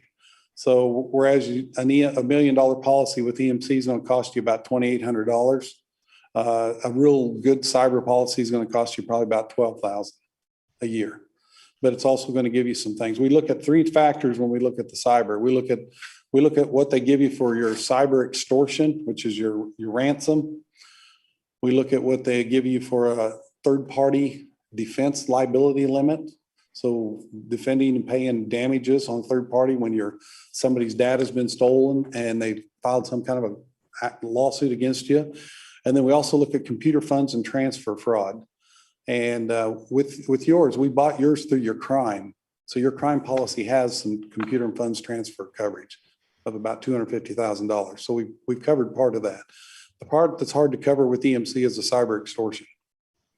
And they only offer $25,000, whereas a true cyber policy is going to offer about $250,000. Still not going to offer you millions. I mean, you couldn't afford to buy it.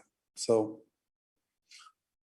that's what I have. So Jay, would we even be eligible for that cyber security? Because isn't there some things that we have to put in place to be eligible? With the true cyber companies, there is some issues. So what there is they're requiring a couple of items. One of them, and the most important one, is what they call MFA, or a multi-factor authentication. So y'all probably know what that is. When you go to log into something, say you log into your banking account and you get they want you to get a little code on your phone or through your email. That's what MFA is. And a lot of the cyber companies are requiring that before they'll quote you. So that's something to consider. And I don't believe you do that, and probably most districts don't do it. I'm not sure we do it at my work. It'd be really difficult to do for our students, constantly logging in and doing MFA and students and Would it just be for teachers. when there's funds being transferred? No, it's anytime you log in. Anytime? Most of those policies, Jason, really only are concerned about staff. They don't include student in that component because they just don't have the access that makes it a risk. So it's still a lot to ask a lot of teachers to do as well. I mean, used to work at Cerner, so we handle a lot of that, but I worry about the ransomware more than anything. Seeing what happened to the pipeline, and the CEO just threw out $2 million or whatever it was in Bitcoin on his own. It's just crazy to me. So I don't have $2 million. Yeah, and we don't have that kind of Bitcoin laying around, or mined or whatever. So, no, I think that would be my only concern. But I mean, it's that risk that we would have to take, whether we want to do that or not, and what's the risk of Spring Hill School District getting hit with a ransomware? So, right. I got a couple of questions. How much longer are we going to have to insure Hilltop? We have another year on that lease? We'll have more than a year because we still got 3 because we still have servers out there. We have about 7 years on the actual lease still, but our internet service actually comes in there. Yeah. And so we've got a 3-year on that. Now we can look at moving it. It would be an additional cost. But I literally just had an email with Grata about some other uses of it. So it may be that we scale back. So that'll be something we might be coming back to you with in the near future. Since you still got the mic. Yes, sir. I see what we spend on putting technology in Dayton Creek. And you look at this. If you had a massive lightning strike, I don't know whatever, if you had all the laptops at your building and you had a fire, do we have enough personal property coverage to cover all that on each building? Yeah. Okay. I never would have thought that we'd spend. That's a great question. So what you have is you have a blanket policy. So you have a blanket policy for $222 million. So if we were to Dayton Creek, burn down tomorrow, tornado get it, you would have, if it took $20 million to build Dayton Creek back, you can use your blanket limit to do that. Okay. Now, in return, the companies want you to try to keep your buildings insured to what it would cost to rebuild those, but they give you that blanket limit, which is a really nice feature in their policy. So you have 222 million to do that. And that includes the contents. Okay, good. So I saw that the insurance company providing this is Union Insurance of Providence. So we didn't go with Epic this year, or is that the reinsurer? No. So Union is one of their, they have 3 companies. EMC has 3 companies that they have to get rates for. Union is their best rated company that they can offer. Then they've got Casco, and then they've got Employers Mutual Casualty. They got 3 different companies. If you're in the Employers Mutual Casualty, that's their highest rated companies for the higher premiums. If you're in the Union, you're in the best one. I don't have any other, the other schools aren't in Union. You guys are the one, you're the only one.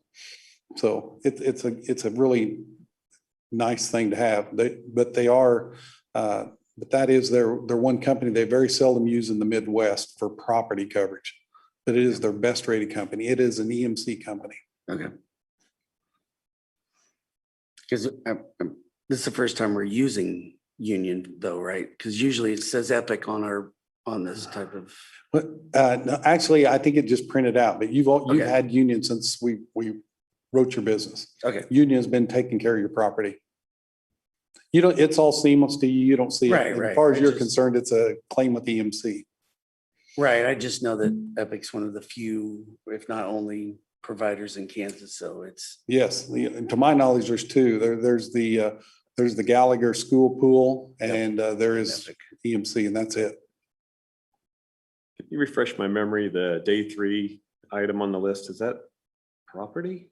I can't remember.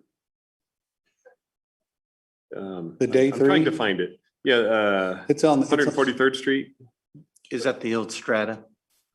When you're talking about day 3? It says day 3, 6300, 143rd Street. What is that? Page 6, bottom of page 6. I'm just curious what that was because I don't remember. On page 6? Yes, bottom of page 6. So I believe that's the entity that owns the building. Entity. That's just part of the. Yeah, so we have to list them as an additional insured or an additional interest on the building. Because they have. This is for Hilltop. Yeah. Yes. Yeah. All right, I missed where the page break. Never mind. Okay. Questions, concerns, thoughts? I'll make a statement. When we put this turf in, I never realized what the insurance value would be on turf. That's quite a bit. Thank you. Thank you, Jay. Thank you. Thanks, Jake. Have a good evening. Thanks for sticking with us. Yeah. Thanks for coming in.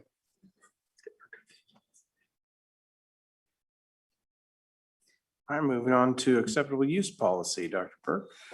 We're going to turn this over to Phil. He's got some items coming up. So we'll start with the acceptable use policy. So a couple things. The acceptable use policy, according to the federal guidelines, has to be renewed and reviewed annually now, and it actually has to be an agenda item in which you approve. We've always just approved it as part of the handbooks, and that was okay, but they've actually, our E-rate consultant actually sent out a notice and said that you need to start doing it. They had some of their other customers who got audited, and that was the one they got dinged on. So they want to make sure it's a specific agenda item. So in addition to that, they added a requirement that within the student policy that we had to state that instructional staff will educate students about the appropriate online behavior, including interactions with other individuals on social networking sites and chat rooms, and cyber bullying awareness and response. So even though to me that's more of a staff requirement, they required it be in the student acceptable use policy. So I questioned it several different ways and times, and they said, if you want to not be in trouble if you get audited. This needs to be in your student AUP. So that's why it's here. I did add a couple of additional websites to our educational sites that we list in our AUP that were sites that one is the new math curriculum, the iReady curriculum, and then the other was Zoom just in case.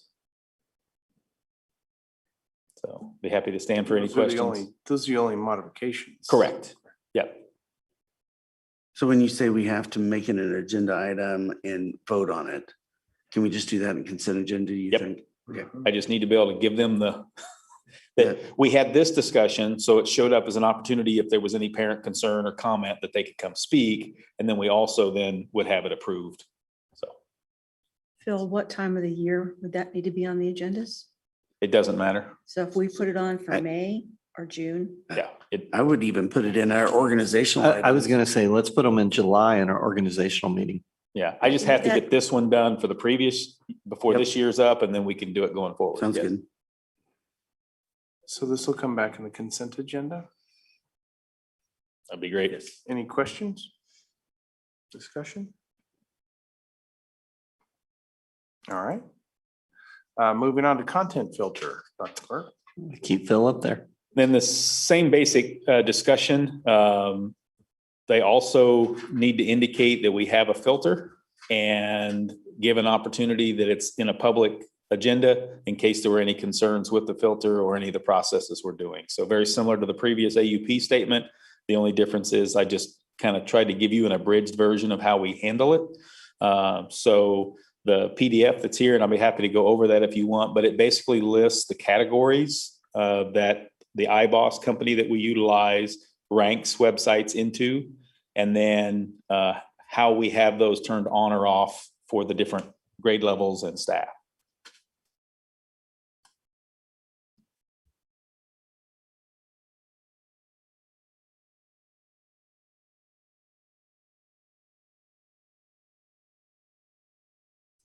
Any questions on the content filter?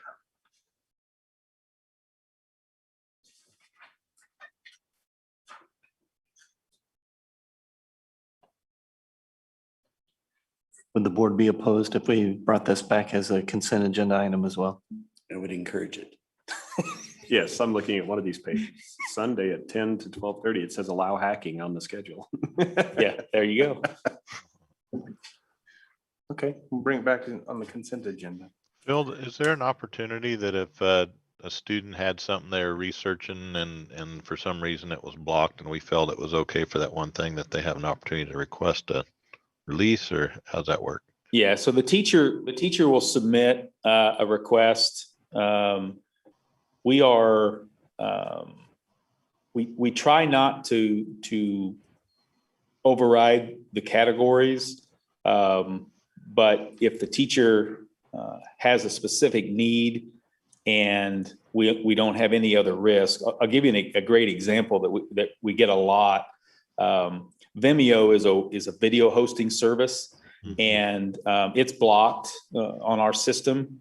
And I'll just say that you can search for almost any content you want on Vimeo. Pretty much anything. Whereas YouTube gives us the opportunity to filter out what it considers inappropriate, and then any websites that our teachers, or YouTube pages that our teachers have reviewed and said it's okay, and they turn it on. Vimeo doesn't give us that, and so we have it blocked as a blanket block. That does create some challenges because a lot of websites use it to host their video content. The problem is the only way for me to give access is to turn it on. So it's either on and they got everything, or it's blocked. And just because they don't give us any tiered controls like YouTube does. And so that would be an example of one that we just have to apologize and encourage the teacher maybe to grab the content for them, make it a class activity, those kinds of things, so that they're in control and management of that content. We have looked at, and we are looking at doing some things with an override that our teachers could do. In my experience, though, controlling that override and keeping management of a password that would be used for override can become a challenge from classroom to classroom. So we're exploring that opportunity, maybe thinking that might be a centralized media center specialist type activity or something else to kind of keep that control a little tighter. So Thanks.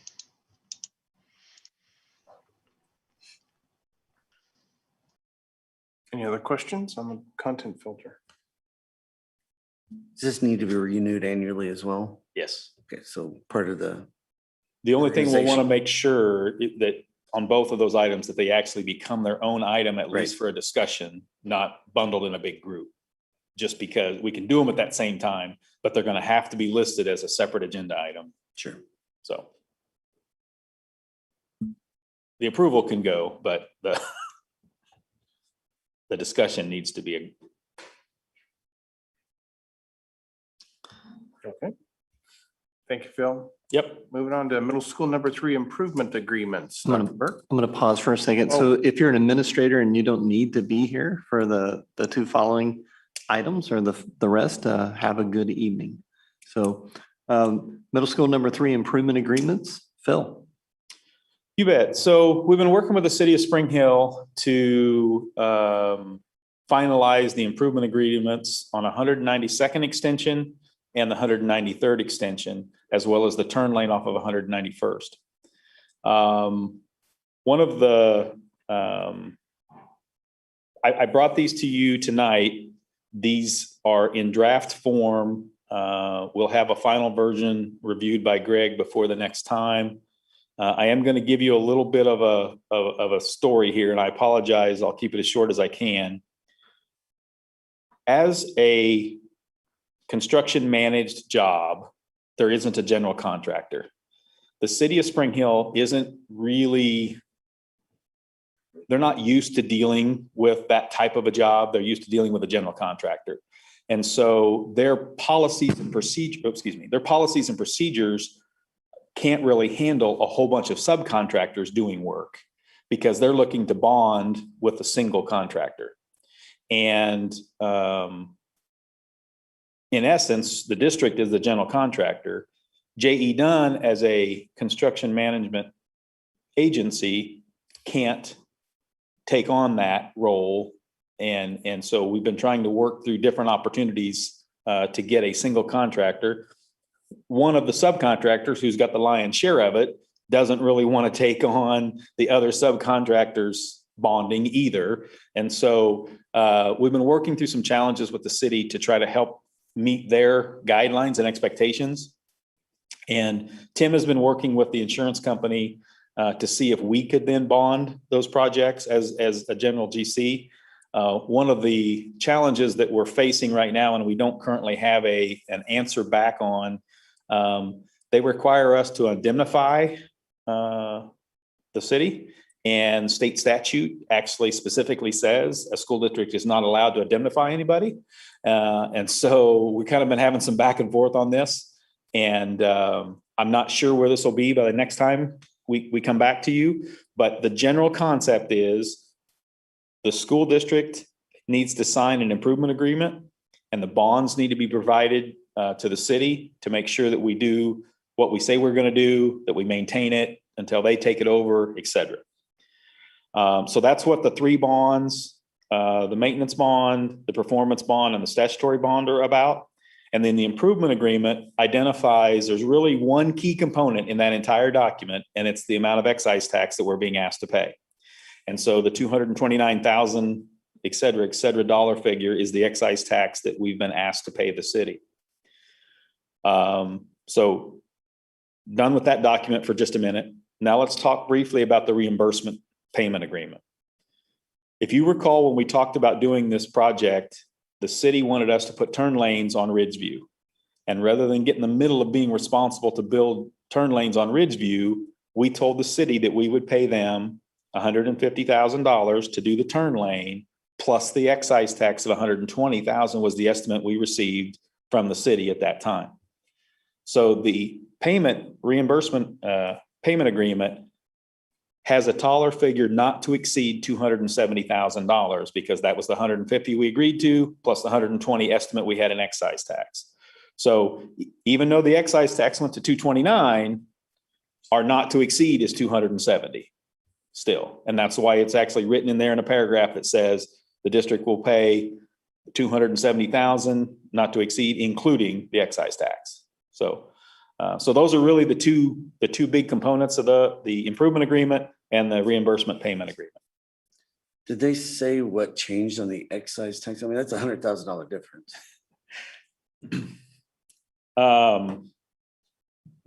The original calculation didn't take into account as much square footage, and to try to keep themselves consistent, they want to apply the correct value across the entire property. Now, so having said that, it used to be that, and in some other jurisdictions, we have the opportunity to have portions of the property, because it's just a per square footage fee, right, is how it breaks down.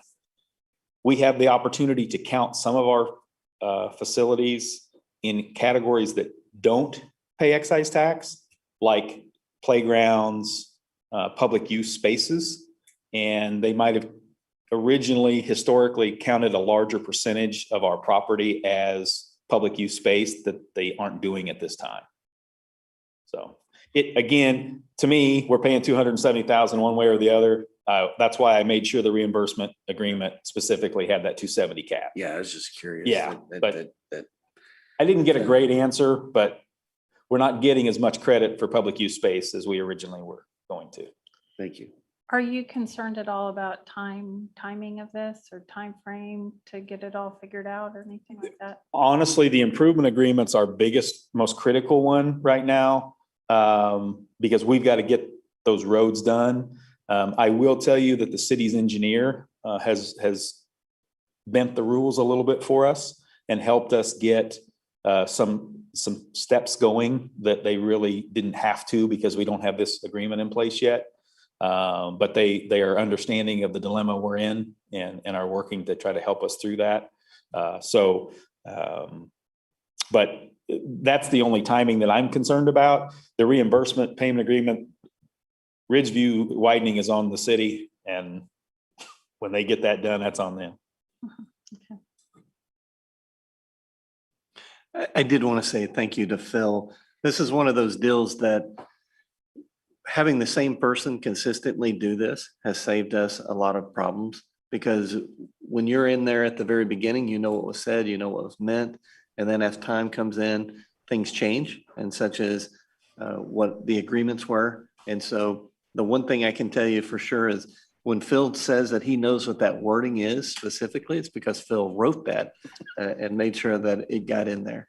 And again, I know that Greg Goheen signed off on it, but certainly want to point out that this very easily could have been $229,000 and then the $150,000. So that's why that verbiage was put in and reminders were made that this is what we agreed to back when this started. And I have the original one in email, so that helped. Is the Lathes excise tax about the same as Spring Hills? No, it's about 9 cents a square foot more. Okay. And what is Spring Hills? 13.5, if I remember correctly, but don't quote me on that. They've been good to work with us. It's just. Oh yeah. Yeah. And this is just, again, since the reimbursement agreement accounted for the difference, to me, it's a clerical change. Okay. So there's really three different issues we're talking about, all under the same topic. Correct. So we have the bonding issue. Right. We have the improvement agreement. Yep. And the reimbursement. Correct. Payment agreement. Yep. Order of priority. Do the bond agreements have to happen before we can do the improvement agreement? No. So the bonding would, in theory, could happen before or after. They were actually hoping we could get that done before. But the most critical part is the improvement agreement, because before we get the improvement agreement, even because they would like to get started, they would like to be able to start doing, if we could get our bonding company to let us go ahead and say, hey, we've got a bond. But I don't have a good answer about where this is going to land yet. So I'm not asking to do anything at this time. But the improvement agreement needs to happen so that we can get the roads built and, meet all the requirements for construction as far as timing.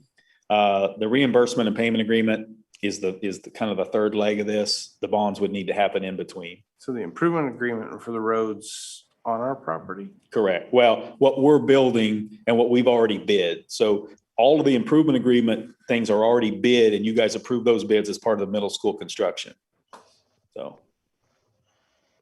So it's 193rd Street extension from where it is now to the end of the middle school construction, and then a little bit of 192nd that we're building before our driveway starts. Okay. Yeah. And I also want to mention, part of the reason they're bundling these all together is they really want to get them to city council the first meeting in July. So their hope is that we can have everything wrapped up in a nice bow for you for next meeting so you can approve them, and then they can take them to council in July so we can get started. Okay. Officially get started. So we haven't, I thought we approved the reimbursement agreement. We haven't approved that one yet? Mm-hmm. Okay. So we need to approve both agreements next time. And I'll be bringing those back with Greg's bond. approval and any final adjustments then. The concept will be the same, but they might be changed slightly. And the bonding is also very. I don't know how we get around that. It's a critical step. That's correct. Because the improvement agreement is going to require the bonding. So that has to be cleaned up before then. The only question is who's providing the bonding. Are we doing it? Those three might be removed next time because maybe we're not going to do it. Okay. Let's hope. Okay. No, yeah, indemnification is not something we're really interested in. No, and their state statute, it's pretty black and white. Yeah, we can't. I sent them the link to the statute so they could chew on that. All right. Thank you. Any other questions for Phil on middle school number 3 improvement agreements? Very good. Thank you. Moving on to farm lease, demolition, and property improvements. Dr. Burke? I'll take that right back to Phil. So I've got a copy of the lease here. I don't have the final version back from Greg yet, but the general concept is this outlines and we've talked about this before, the removal of the structures at what would be the southwest corner of that lot or the northeast corner of 175th and Ridgeview. There is a pond on the north end, and then there's a couple of tree lines and narrowing some of the existing tree lines that they're going to look at. Now, also in this lease, he talked about applying for USDA to do some additional terracing. That won't hurt us in our long-term plans. And would make a little better farming ground for him, but it would only do it if he could get the USDA to pay for it. So this is a 5-year lease in which he would accomplish all of the demo work. And we did have and I apologize, I don't have it committed to memory. We did have it bid as an alternate, if you recall, when we did the middle school work. So we do know what that dollar figure is worth. This is a significant value to the district. And one of the key components to this is in order to remove that pond, we need this land to be farmed for 5 years to keep us from having to buy water credits at a later time. So. Yeah. Tillable ground? Yep. Why aren't the structures included in the property? Because at this time it's not tillable, and more than likely Tillable ground. Okay. Yeah, more than likely it won't be a year or two after he's done with it either, doing the demo work. I mean, it'll be tillable, but it won't be productive. So. If he puts terraces in, is there a limitation on how long they have to be there? Can you just immediately a year later take them back out to do a construction project? I'm not sure. I'm not sure about that, but if the USDA is paying for them, they may have a stipulation of how long they're there. Yeah, the only thing I would say to that is where he's talking about putting the terraces, it's not a near-term area. So it's basically along that pond and that western half. And he won't do any CRP or anything like that? Okay. No. Okay. Phil, I saw an indemnity on certain things, but does that cover if if somebody of their crew would get hurt doing the demo? Yeah, he actually has to carry his own liability. I forget what line that is, but.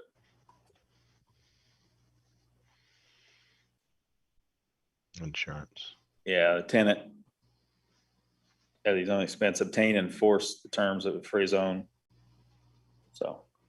Okay. He's probably got a farm and ranch liability. Oh, yeah. Of some sort. Yeah. Any other questions? And again, this is waiting Greg's final, so there may be some tweaks for next time, and I'll point those out. Okay.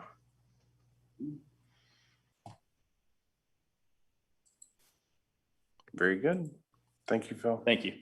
Moving on to items from Board of Education members for future meetings. Any additions or?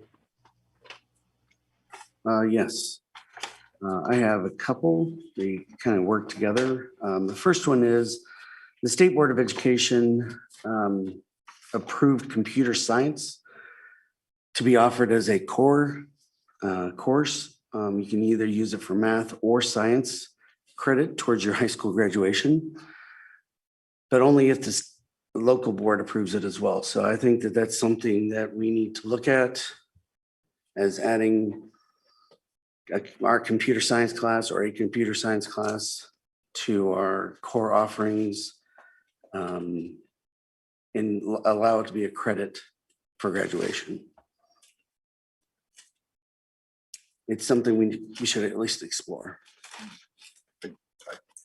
So are you pulling information together to present to the board about this, or are you just giving direction to Dr. Burke to look into this?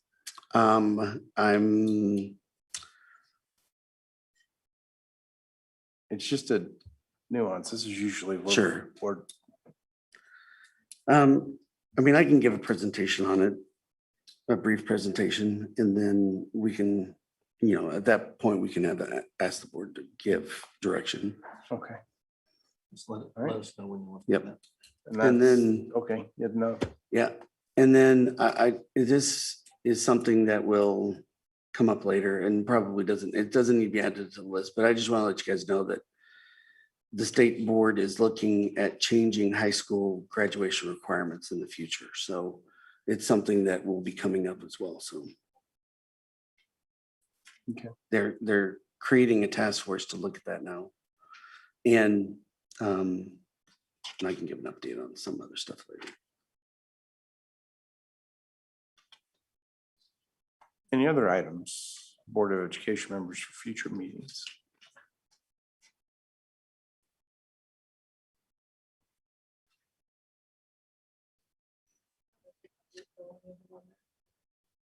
What's that? You can probably take off the one that Brent has on there about following CDC or state guidelines, because that was before SB 40 and before, COVID restrictions. And I bet you brought that up long before all that stuff came out. Oh, yeah. Should get that case. You're okay if we remove that from the list? Yes. Yes. Any other additions? We could probably remove the overall impact of COVID on finance to the district, because I think we're going to know what. I think that was more of like if economic impact on the state and then therefore on the school budgeting. And I think we're probably past that a little bit. Well, we'll be bringing information to you about the use of ESSER 1, 2, and 3 funds as well. So, but yeah, if you want to go ahead and take that off, that'd be great. Can we get an update on the tour of the Johnson County CTE? Yeah, I'll contact them and see when they would let us come in and tour it.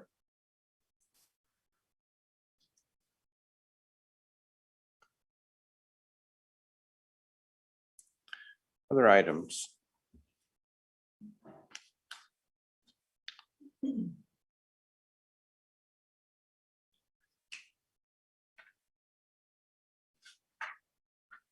Okay, moving on to board work calendar. June is pretty eclectic. It kind of catches everything, such as the SRO agreement's already been approved and the board meeting schedule's been approved. there'll be some of these items that we'll be bringing back to you in the near future. So we're right where we should be. Very good. Committee reports?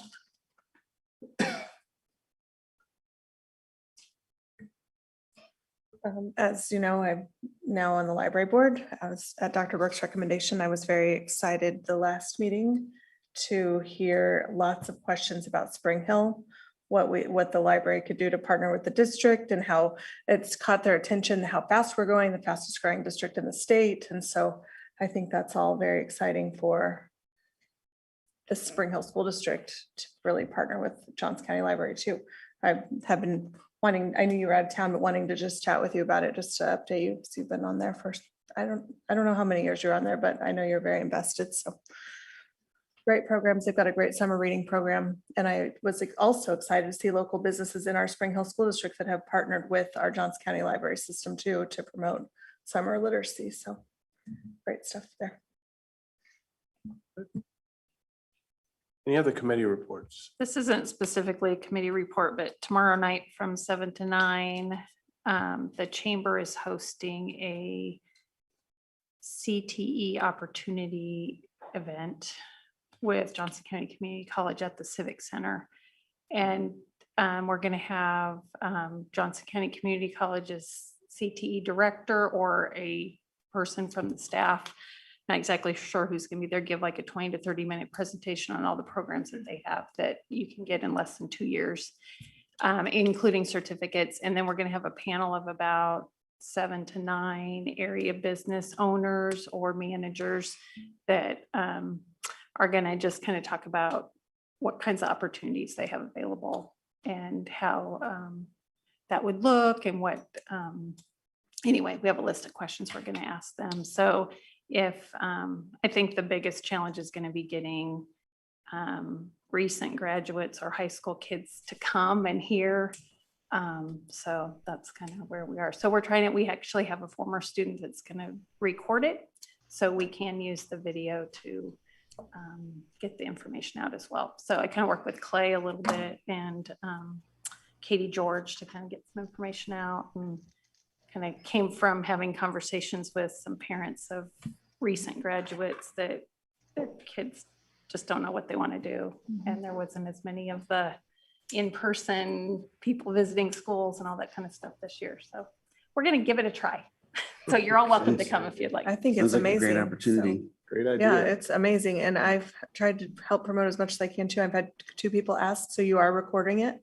Because they have baseball or whatever, you know, they've got stuff going on, but would they contact you for the recording if they miss it? So I'm not exactly sure where that's going to be housed yet, but yeah. Okay. It's awesome. Sharon, is this primarily to promote themselves or to kind of help the whole CTE community or in all the schools, or? It was actually kind of more community driven, just because I kept having these conversations with students and parents of students saying they just didn't know what they wanted to do. So it's more of an opportunity awareness kind of thing, more than promoting any one business. Or there is that workforce issue going on too, where businesses just can't find employees, but that really wasn't the purpose behind it. Good. Well, maybe we can get some communication ideas too, then, what we heard earlier tonight.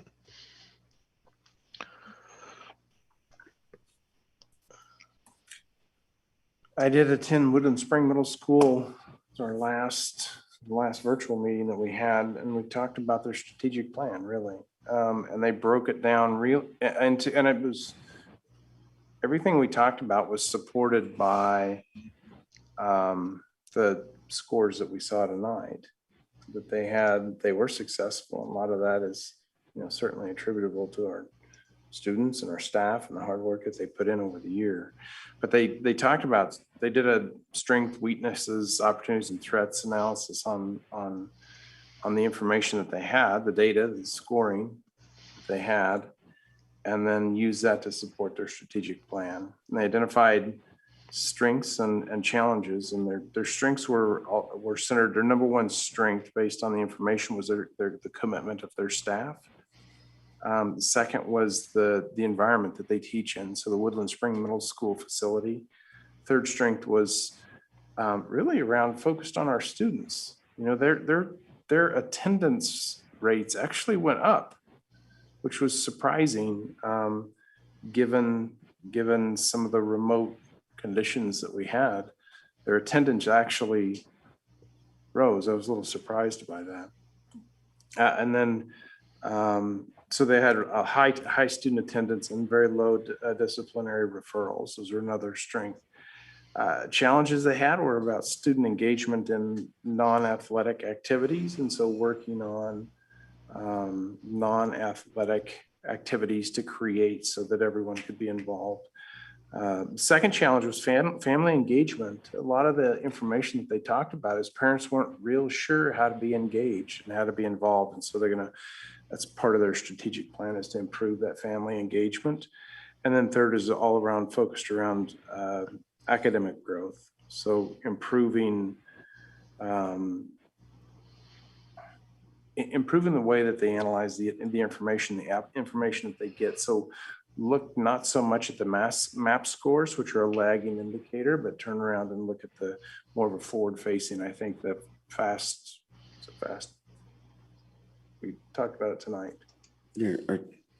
Fast break. Yes. I think that is a component that's really going to help them drive their strategic plan. So that's really the high level. What's it? Fastbridge. There we go. So I think that's really gonna help drive their strategic plan, which leads up to the district's strategic plan as well. The school goals that they had were really engaging in the multi-tiered system of support. They had a growth metric that they'll be looking at it, and they'll be looking at how students are progressing against a trend line, above or below that trend line for growth. So understanding, one of the things I really learned through this whole process, or it finally became clear to me, is how you look at MAP scores and how they can tell you different things. They can tell you growth, or they can tell you improvement, or not improving.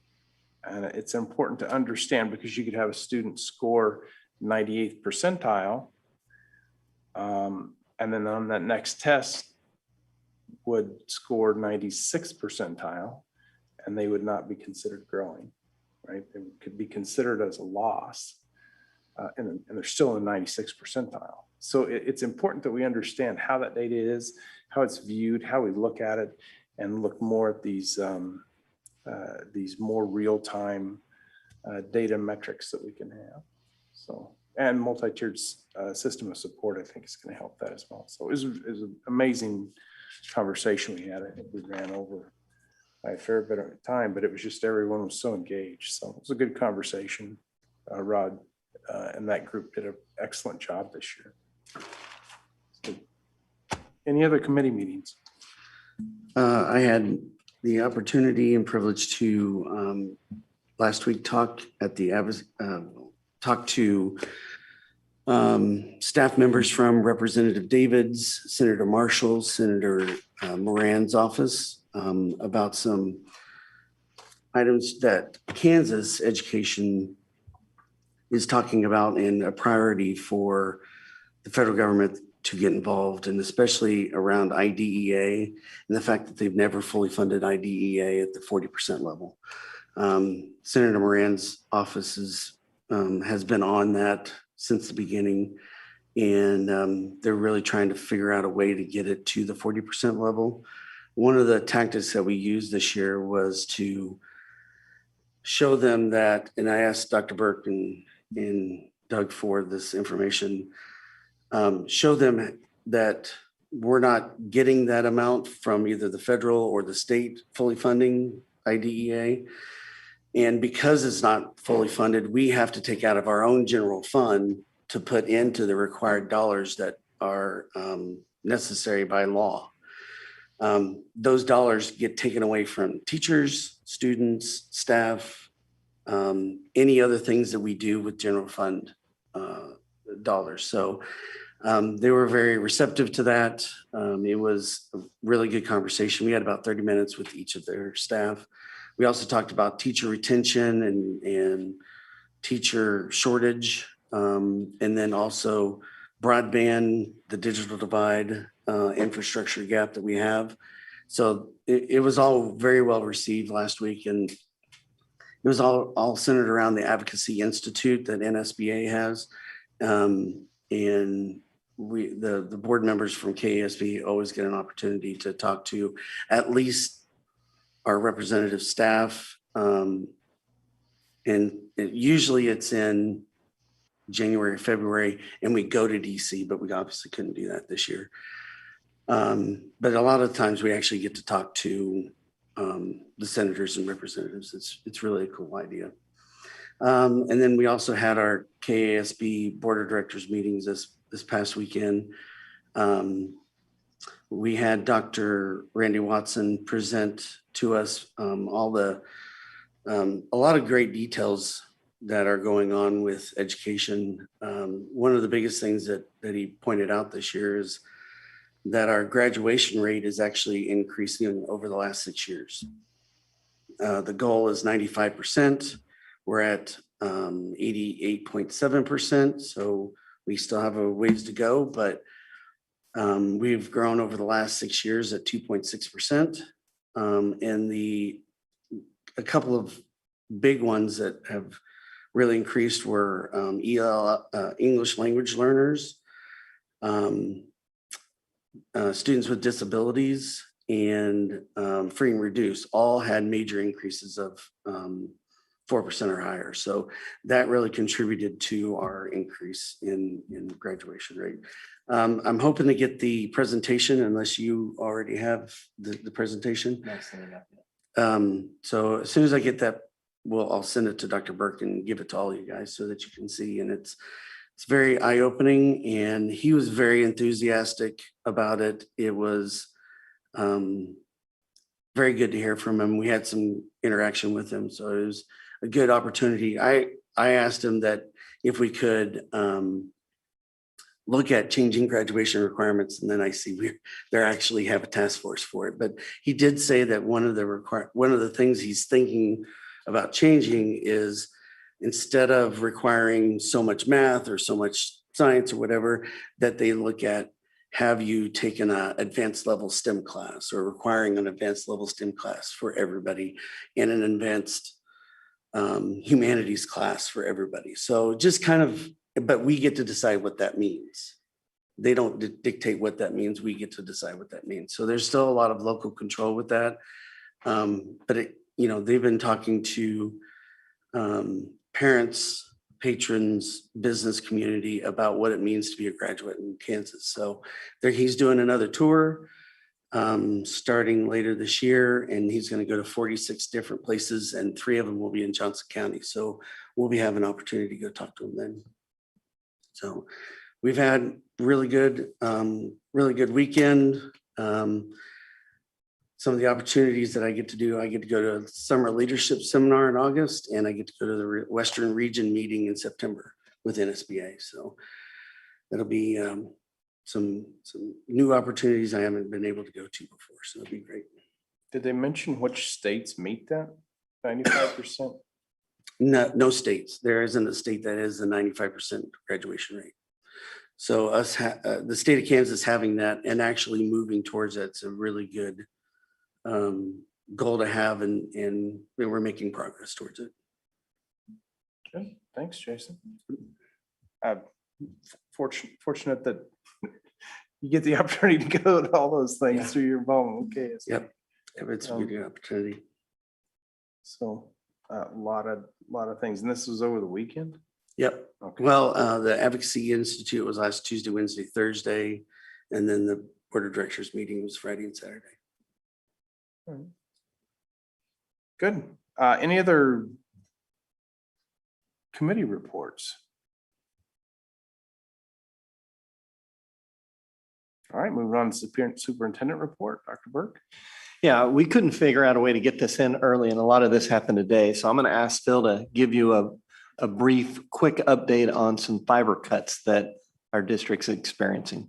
So let me start by saying that I made it 15 years without one, and I got 2 today. So I'm gonna buy lottery tickets on the way home.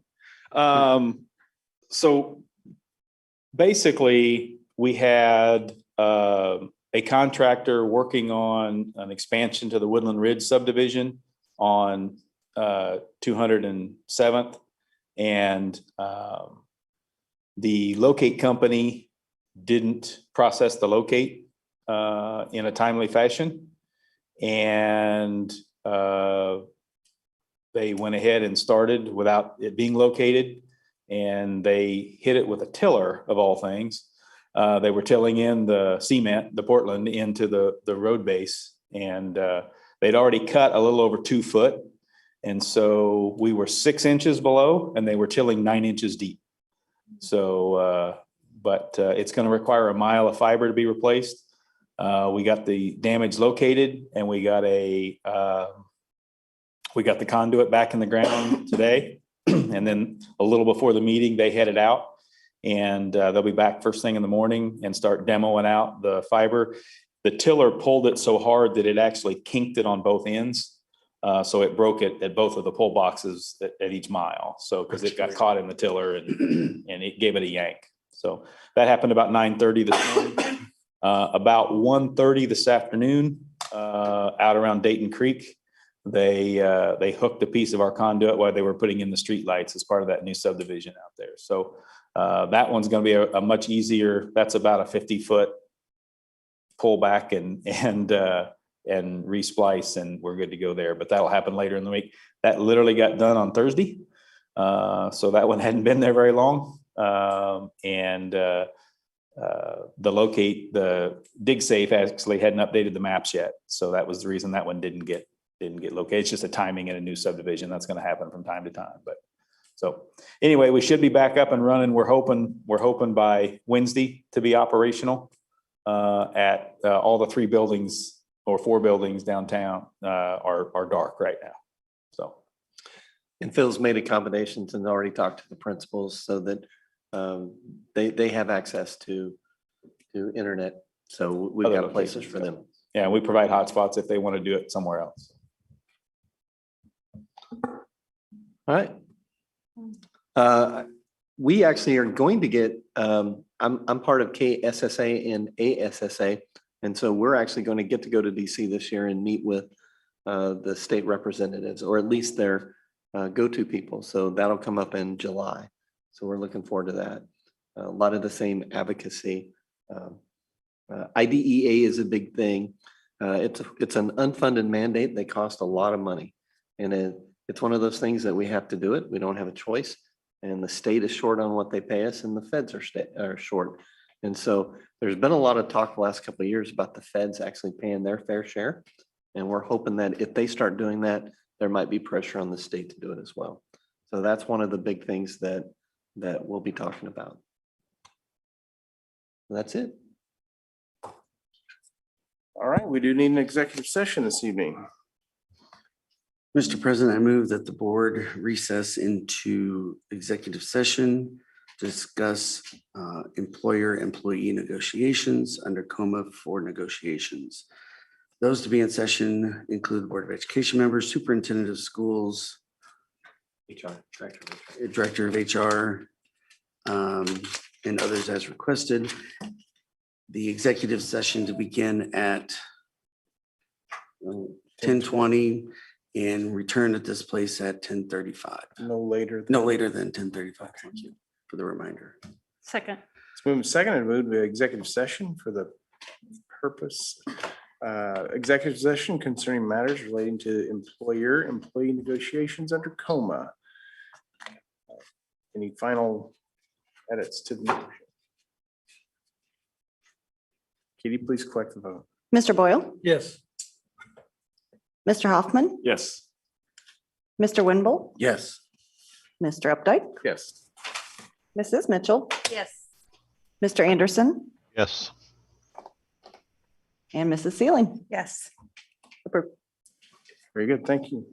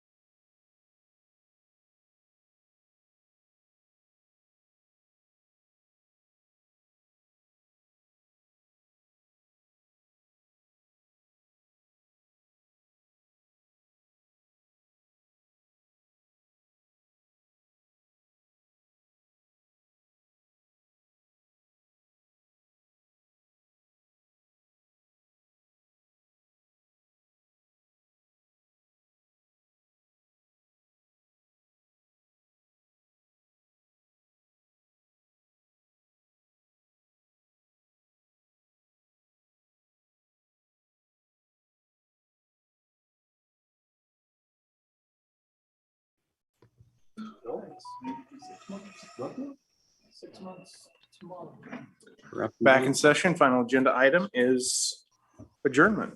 Move to adjourn. Moved and seconded. Katie, collect the vote. All in favor? All in favor? Aye. Aye.